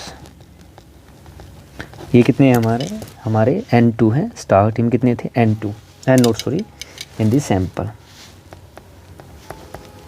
in the sample तो ये क्या है, वो आपका ये रेसिप्रोकल, देखिए यहाँ पे रेसिप्रोकल, ये जो लैम्डा है ये क्या, यहाँ से अगर देखा जाए, अरे यहाँ पे देखते हैं तो लैम्डा क्या है, 1/t है, तो क्या है, it is a reciprocal of time at the end of which number of atom left undecayed in the radioactive sample reduce to 1/e time the original number of atom. In that sample. तो second part ये। Third part पूछा how is it related to half life. निकालना नहीं है, direct बताना है आपको। यानी 3 पार्ट हो गए। सेकंड पार्ट जो है वो क्या था, डिफाइन करना था आपको। तीसरा जो क्या है आपका, तीसरा पार्ट आपको रिलेशन बताना है, रिलेशनशिप बिटवीन किसमें, आपका lambda decay constant and half life. Half life को कैसे दिखाते हैं आप, टी की 1/2 से दिखाते हैं हाफ लाइफ, या टाइम पीरियड कह सकते हैं। तो ये कितनी होती है आपको पता है। जो हाफ लाइफ होता है रेडियोएक्टिव एलिमेंट का जो फार्मूला होता है वो क्या होता है, T1/2 होता है ये 0.693 लैम्डा होता है। यहाँ पे इसकी डेरिवेशन नहीं दिखानी, बस आपको क्या दिखाना है, ये रिलेशन दिखाना है। पूछा है how is related to half life. तो 3 पार्ट थे देखिए, state the law of radioactive decay, इसको डिफाइन किया। सेकंड पार्ट में क्या किया, डिसइंटीग्रेशन कांस्टेंट, इसको डिफाइन किया, पूछी डेफिनेशन। थर्ड क्या है आपका, how it is related to half life, यानी हाफ लाइफ में और डीके कांस्टेंट में बस रिलेशन दिखाना था। तो ये था आपका 3 मार्क्स का क्वेश्चन, जिसका आपको इस तरह से आंसर देना था। क्वेश्चन है हमारा, explain the working principle of AC generator. Working बतानी है principle of AC generator with the help of A labelled diagram. तो सबसे पहले क्या है आपका एसी जनरेटर, ये होता क्या है, a machine, it is a machine which is used to produce alternating current by converting mechanical energy into electrical energy. यानी मैकेनिकल एनर्जी को इलेक्ट्रिकल एनर्जी में बदलने वाली जो डिवाइस है उसको हम बोलते हैं एसी जनरेटर कहते हैं, डायनेमो भी कहते हैं इसको। सेकंड इसका प्रिंसिपल बताना है, 3 मार्क्स क्वेश्चन ही, 3 मार्क्स का। तो प्रिंसिपल में क्या लिखेंगे, it works on the principle of, ये क्या आएगा आपका ELE, principle PLE, it works on the principle of electromagnetic induction whenever magnetic flux linked with the coil changes and EMF is induced in the coil, EMF lasts so long as magnetic flux changes। ये पता है हमारा क्या है, Faraday law of electromagnetic induction है, यानी Faraday law of electromagnetic induction के ऊपर क्या है ये बेस्ड है। इसका प्रिंसिपल क्या है, इलेक्ट्रोमैग्नेटिक इंडक्शन। तो प्रिंसिपल के बाद क्या करना है आपको, डायग्राम बना with the help of label diagram. तो ये डायग्राम बनाते हैं इसका एसी जनरेटर का।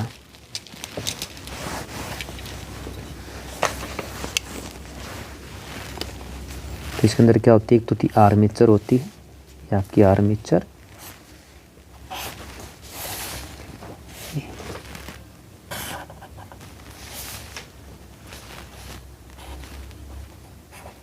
रेक्टेंगुलर आर्मेचर होती है इस तरह से।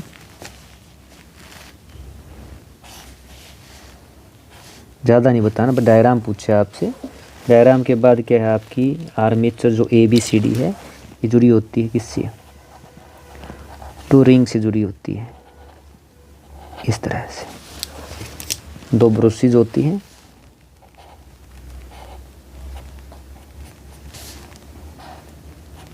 ब्रशेज का इंटरनल सर्किट और एक्सटर्नल सर्किट के अंदर कॉन्टैक्ट प्रोवाइड कराती है।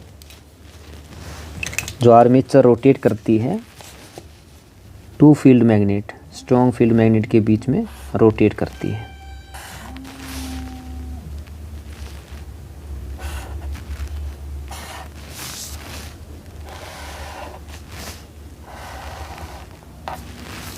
टू फील्ड मैग्नेट के बीच रोटेट करती है। ये N, ये हमारा हो गया S। इसके बाद क्या है, ये हो गया इंटरसेक्ट दिखाने के लिए। अब ये इधर एक्सटर्नल सर्किट,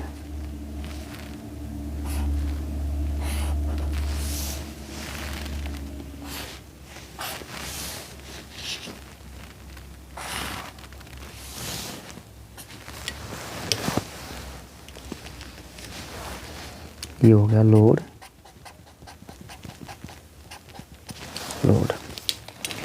जिसे हम R से दिखा सकते हैं, R, या यहाँ पे हम लोड भी लिख सकते हैं, लोड। जो आउटपुट मिलेगी लेबलिंग करते हैं। ये क्या है, ये B1 ब्रुशेज है, B2 सेकंड ब्रुश है, ये आपकी R1, ये आपकी R2 टू रिंग है। लेबलिंग करेंगे आर्मेचर हुई A, B, C, D, और जो मैग्नेटिक लाइन ऑफ फोर्स जो पास होती है वो क्या होती है, N2S पे होती है, N2S इस तरह से।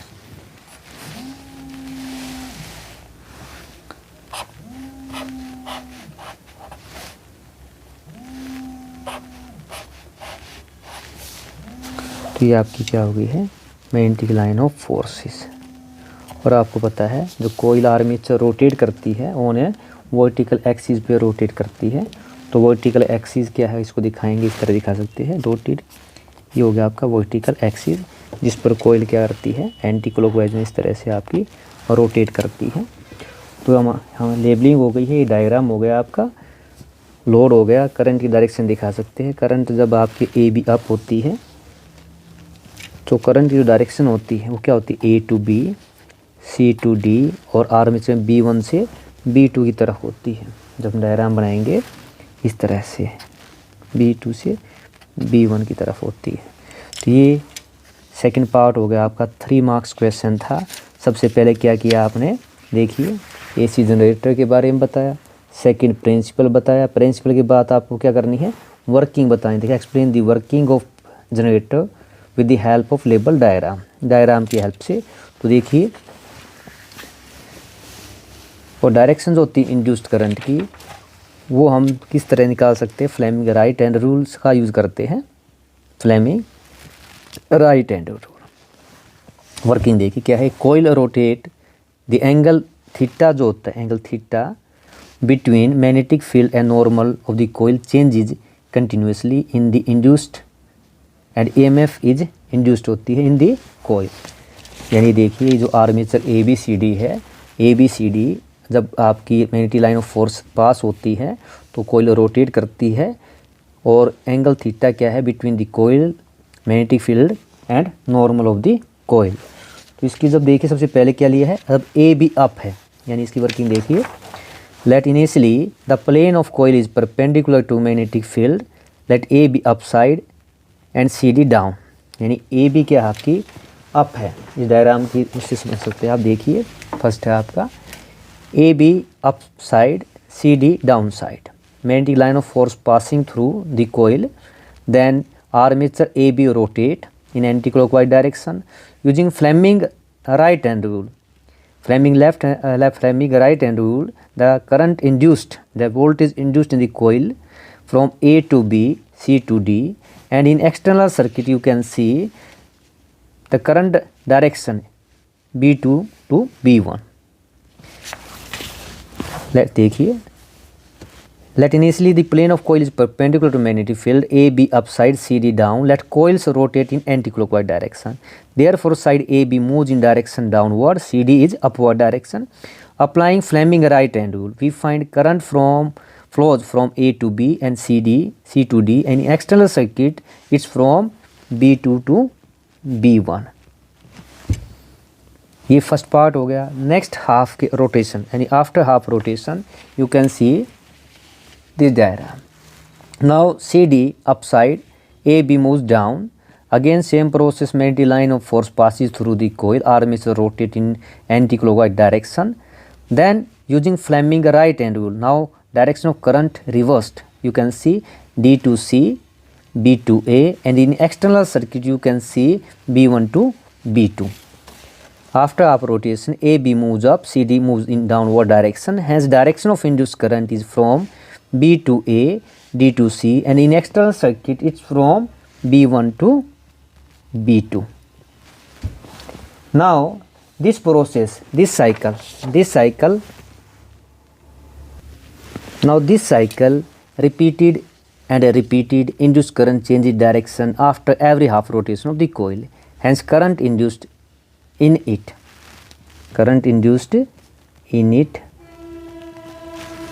Alternating in nature. तो ये था आपकी वर्किंग।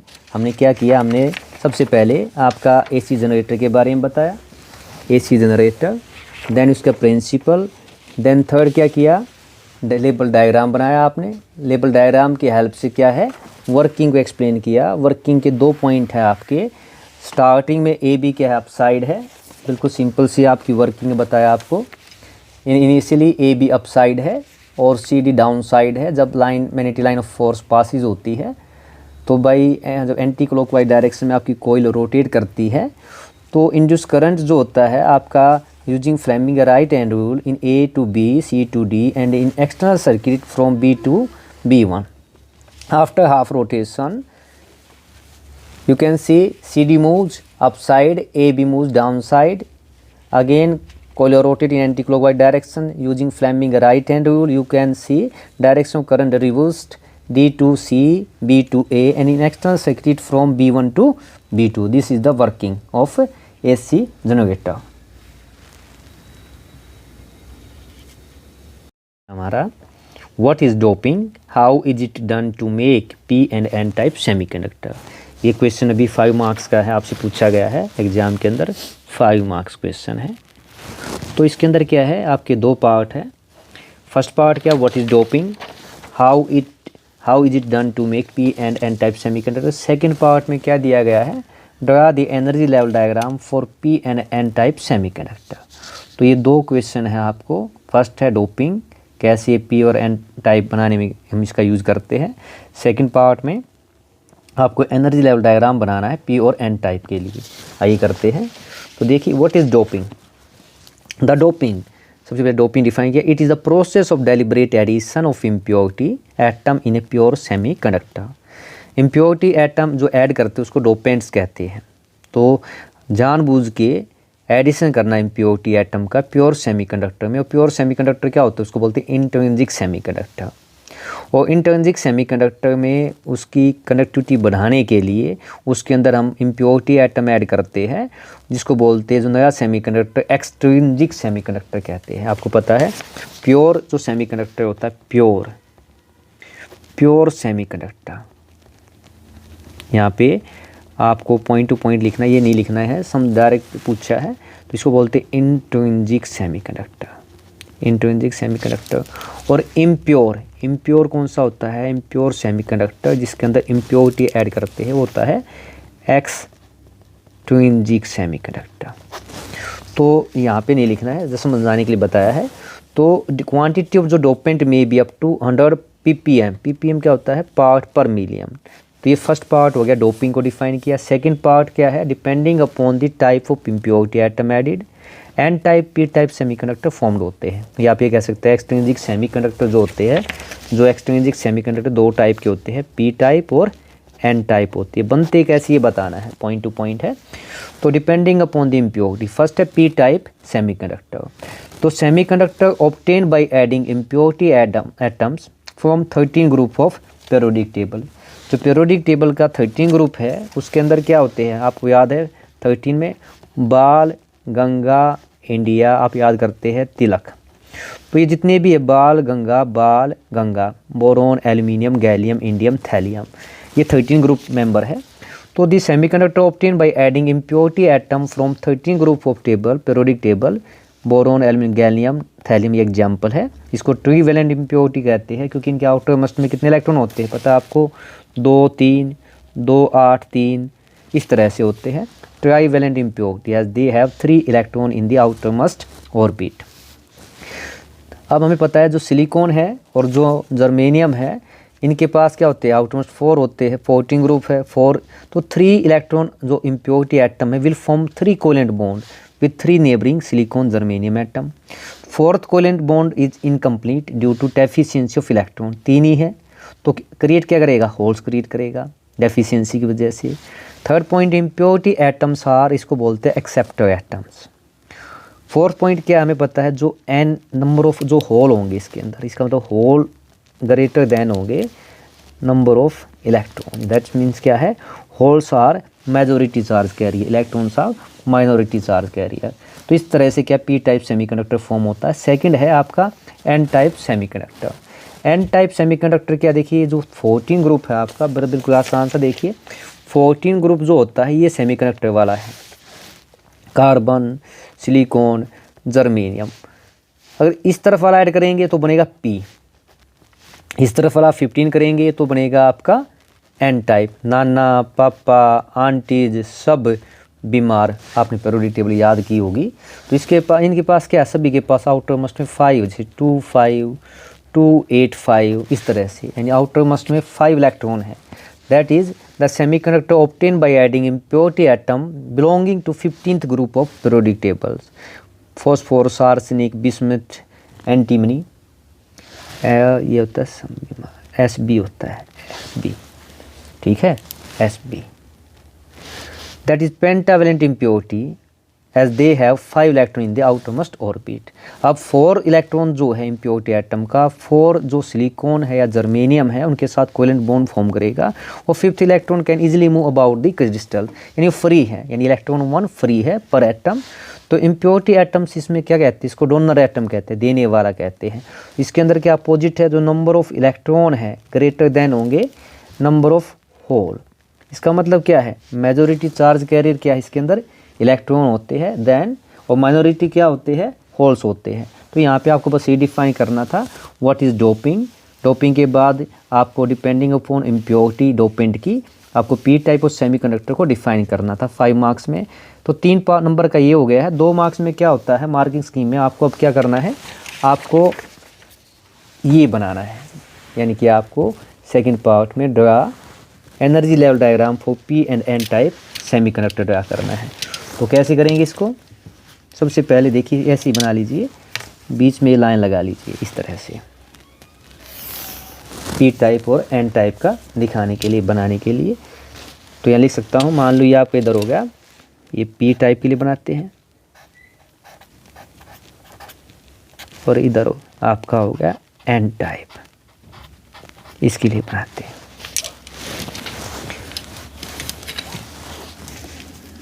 Energy level diagram.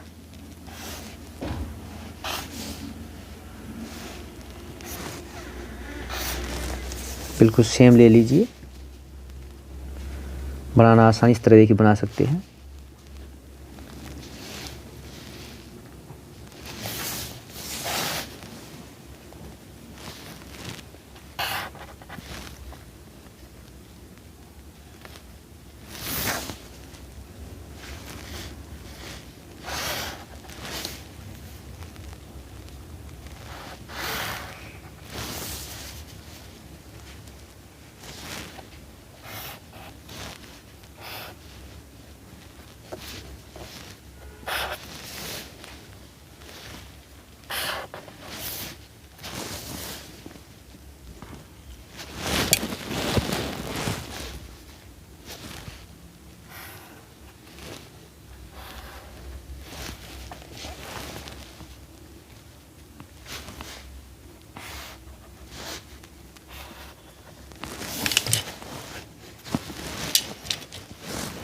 ये आपका नीचे क्या होता है, इसको बोलते हैं वैलेंस बैंड, ये वैलेंस बैंड। ऊपर होता है कंडक्शन बैंड, ये N टाइप का कंडक्शन बैंड। आपको डायग्राम ड्रा करना है।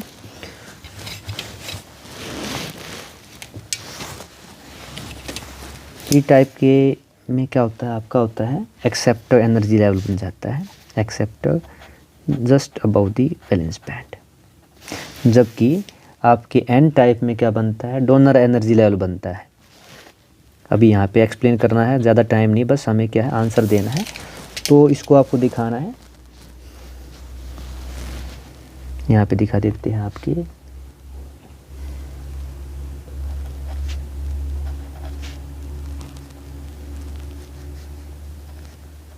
ये हो गए इलेक्ट्रॉन। थोड़ा सा बीच में गैप छोड़ दो।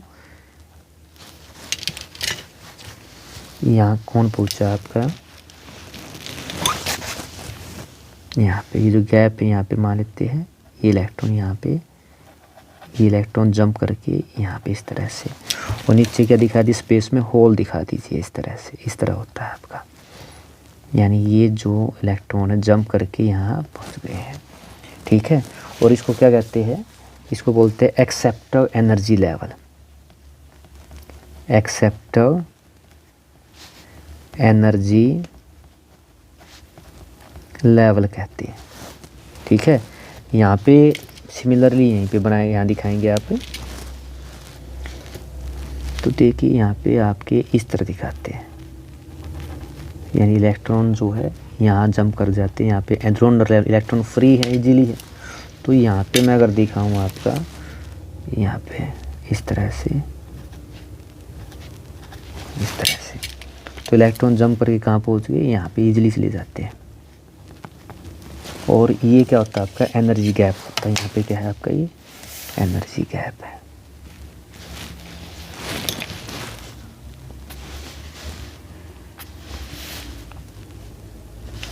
ये G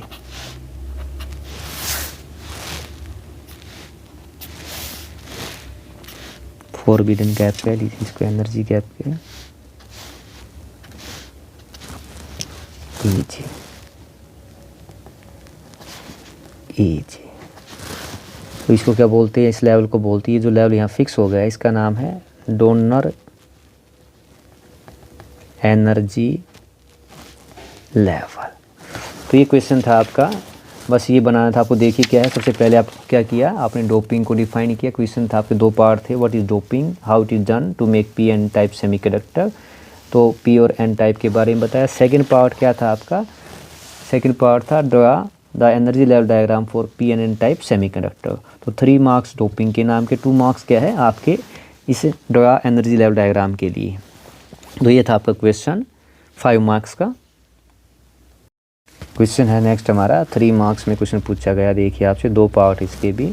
N A C applied supply to L C R circuit दिया गया, draw the relevant phasor diagram बनाना है और ऑब्टेन दी रेजोनेंस कंडीशन आपको ऑब्टेन करनी है। तो सबसे पहले क्या है, इसका डायग्राम बनाते हैं। तो डायग्राम जो इसका कैसा है, इस तरह का होता है, आपको पता है। इस तरफ होता है आपका यार,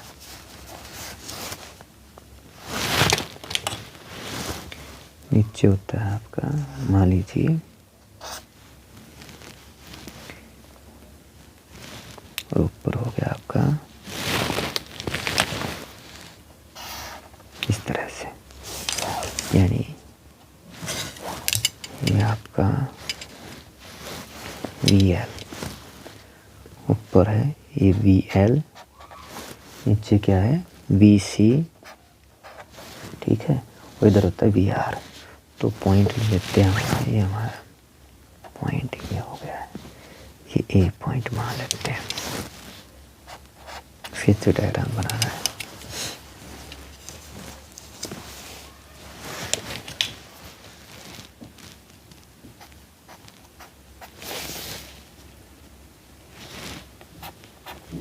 तो VL क्या होता है, ग्रेटर देन हो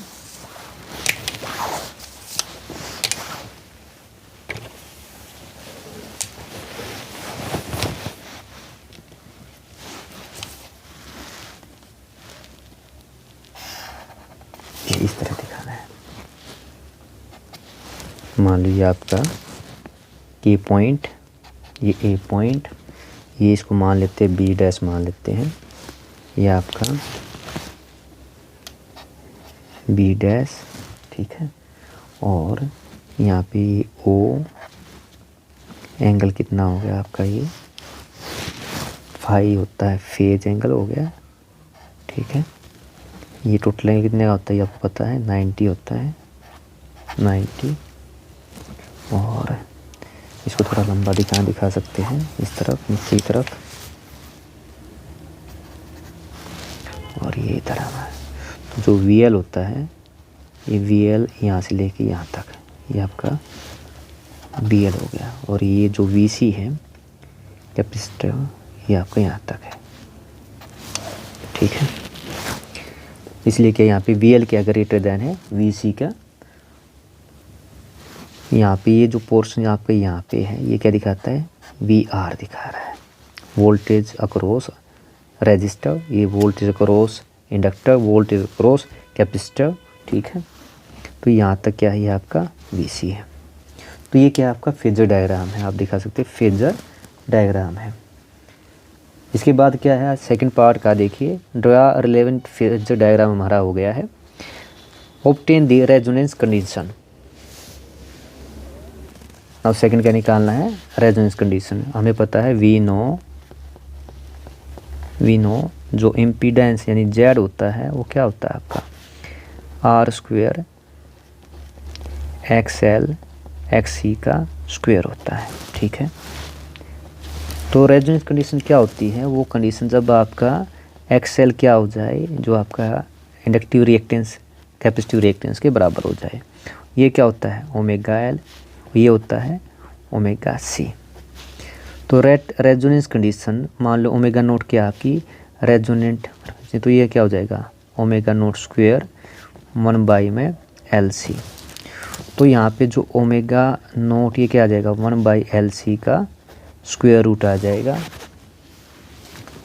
तो बस हमें ये निकालना था एट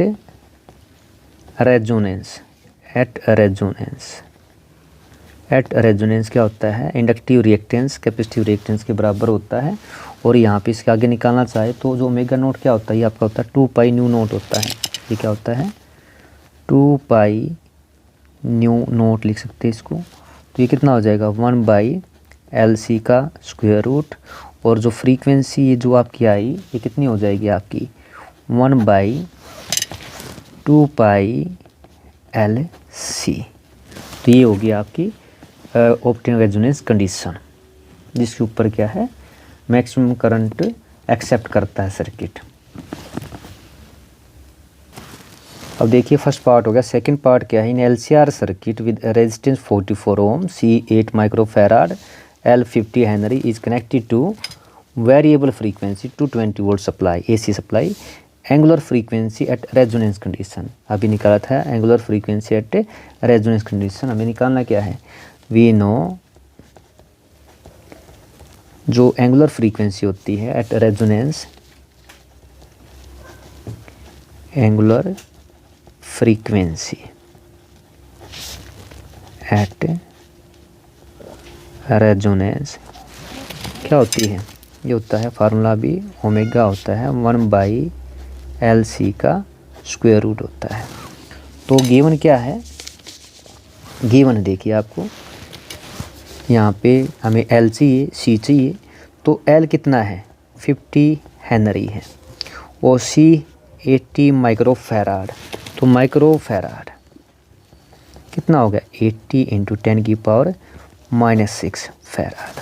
बस ये वैल्यू उठा क्या करनी है इसके अंदर रख दीजिए आप, रखिए 1/L कितना देखिए आपका 50 और C है 80 × 10⁻⁻6, ठीक है।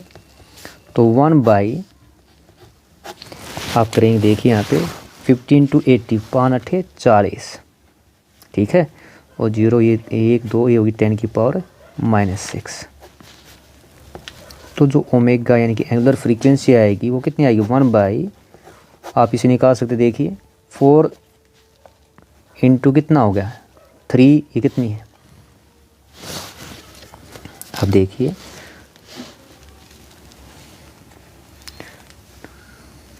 निकालेंगे आप इसको। तो ये आपका आ गया 10⁻⁻3। तो आप इसको कैसे लिख सकते हैं, ऊपर जाके हो गया आपका 1000 और नीचे कितना आ गया आपका 2, 1000 है ऊपर गया। तो इसको ऊपर क्या लिख सकते हैं 10√10/2। काटेंगे काट सकते हैं देखिए 2 पंजे 10 5√10, ठीक है। तो ये क्या आ गया आपकी फ्रीक्वेंसी आ गई कितनी आई आपकी 5√10 हर्ट्ज, या हम बोलते सॉरी ये आपकी एंगुलर फ्रीक्वेंसी रेडियन पर सेकेंड, रेडियन पर सेकेंड। तो ये था आपका न्यूमेरिकल।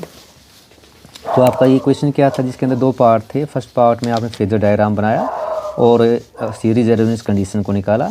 सेकंड पार्ट में आपको न्यूमेरिकल दिया था जिसमें आपको क्या निकालनी थी एंगुलर फ्रीक्वेंसी निकालनी थी एट रेजोनेंस। तो इस तरह से आपका दो पार्ट है जो 1.5 मार्क्स बना के आपको दिए गए हैं। इस तरह से आपको दोनों पार्ट को सोल्व करना था। तो डियर स्टूडेंट्स देखिए ये क्वेश्चन दिया गया आपको 3 मार्क्स में, न्यूमेरिकल है, 3 marks numerical from electromagnetic waves. तो यहाँ देखिए क्या दिया है, an electromagnetic wave propagating along x direction, the magnetic field oscillator frequency 3 × 10⁻10 hertz and has an amplitude of 10⁻⁷ Tesla, acting along the y direction. This is y direction. That means आपको you have given frequency of electromagnetic wave कितनी दे रखी है आपको, 3 × 10⁻10 hertz दी गई है। साथ में आपको दिया गया एम्पलीट्यूड दिया गया है, यानी आपको टेस्ला, ये देखिए टेस्ला क्या होती है, यूनिट किसकी होती है, बी की होती है, बी। तो ये दिया गया आपको 10⁻⁷ टेस्ला दिया गया है। निकालना है क्या, what is the wavelength of wave निकालनी है। तो वेवलेंथ हमें पता है, एक फॉर्मूला पता है हमें, C = we know that frequency nu होती है C/λ, और लैम्डा क्या होती है, C/ फ्रीक्वेंसी होगी। अगर तो ये हमें एक रिलेशन पता है, वी नो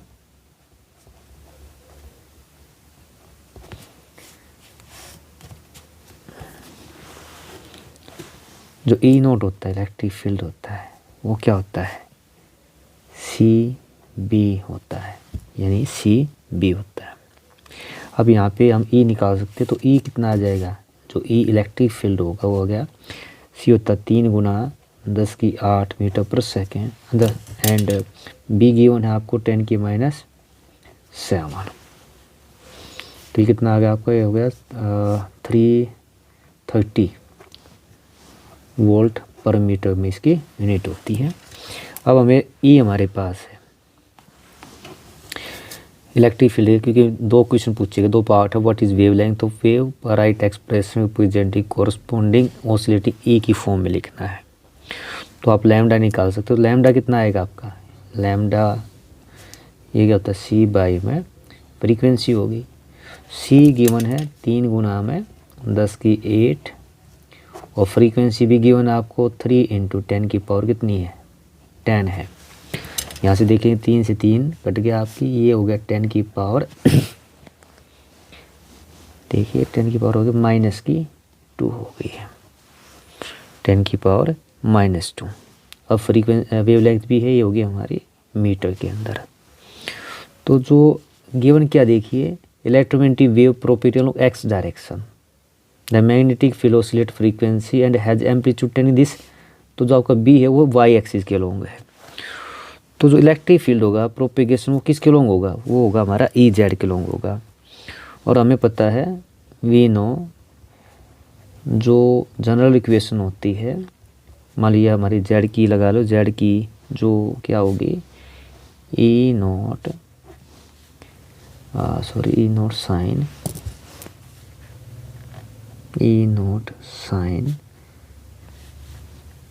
ये होती है kx - ω_t, जनरल इक्वेशन होती है kx - ω_t होती है। अब इसके अंदर जो वैल्यू है E0, जो मैक्सिमम वैल्यू अगर हम बात करिए, हमारा E0 होता है E0, ये B0, ये B0 ही होता है। तो जो वैल्यू आई है हमारी, ये आई 30 वोल्ट पर मीटर। तो ये वैल्यू तो होगी 30, ठीक है। साइन वैल्यू, और जो के होता है, जो हमारा वेव वेक्टर होता है, इसकी वैल्यू जो होती है 2π/λ होता है, 2π/λ। और ये क्या होता है हमारा 2π/t होता है। ये हमारा जनरल इक्वेशन है।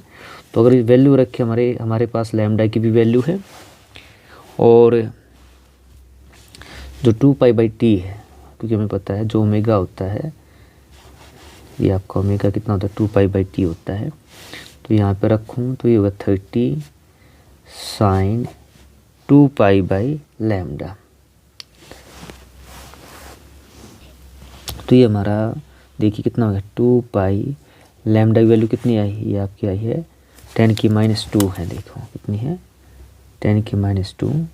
और ओमेगा टी हमें पता है क्या होगा 2π न्यू, तो 1/t क्या होता है 2 पाई, और t कितना हो जाएगा आपका न्यू t। ये रिलेशन हो गया। अगर इसमें रख दे वैल्यू तो 30 साइन 2 पाई, अगर हम कॉमन निकाल लेते हैं अंदर क्या रहेगा आपको ये 1/10⁻², और ये न्यू की वैल्यू कितनी है 3 गुना में 10⁻10 आपको गिवन है। और इसको क्या लिख सकते हैं 2 पाई लैम्डा, ये आपका सॉरी एक्स भी इंटू एक्स। तो 30 साइन 2 पाई, ये 10⁻² पर जाए कितना हो गया 100x, और -3 इंटू 10⁻10 क्या है आपका t। तो ये आपकी आ गई EZ आ गई EZ। ठीक है, तो ये आपका था एक्सप्रेशन, यानी ये आ गया right the expression representing corresponding oscillating E। तो हमारी जो इलेक्ट्रिक फील्ड होगा Z के लॉन्ग होगा। तो क्या निकाला सबसे पहले आपको फ्रीक्वेंसी गिवन थी, और जो आपका जो मैग्नेटिक फील्ड था ऑसिलेटर जो था वो कितना था 10⁻7 टेस्ला था। और हमें पता है E0 क्या होता है CB0 होता है, यहाँ से E0 निकाल लिया पीक वैल्यू। तो 3 × 10⁸ ये वेलोसिटी ऑफ लाइट होती है, B की वैल्यू गिवन 30 वोल्ट पर मीटर हो गया। लैम्डा क्या होती है वेलोसिटी ऑफ लाइट बटे फ्रीक्वेंसी 10⁻² मीटर है। जनरल एक्सप्रेशन होता है E0 sine kx - omega t। k क्या है यहाँ पे वेव वेक्टर, ओमेगा क्या है एंगुलर फ्रीक्वेंसी है, और k की वैल्यू क्या होती है 2 पाई बाई लैम्डा। यहाँ पे आपका x भी लिखिए साथ x, तो यहाँ पे भी ये हो गया आपका x। तो अब क्या किया आपने वैल्यू रख दी है E की नोट की value 30, 2 pi by lambda, lambda की value 10⁻², 2 pi nu T. Nu क्या फ्रीक्वेंसी, क्योंकि हमें पता है वी नो जो आपका फ्रीक्वेंसी होती है वो क्या होती है रेसिप्रोकल ऑफ टाइम होती है, टाइम पीरियड होती है। तो 1/t कितना हो गया 2 पाई न्यू रख दिया, यहाँ पे वैल्यू रखी। तो ये आपका 2 पार्ट में क्वेश्चन डिवाइडेड था, 3 मार्क्स में पूछा गया था। इस तरह आपको इसको सोल्व करना है।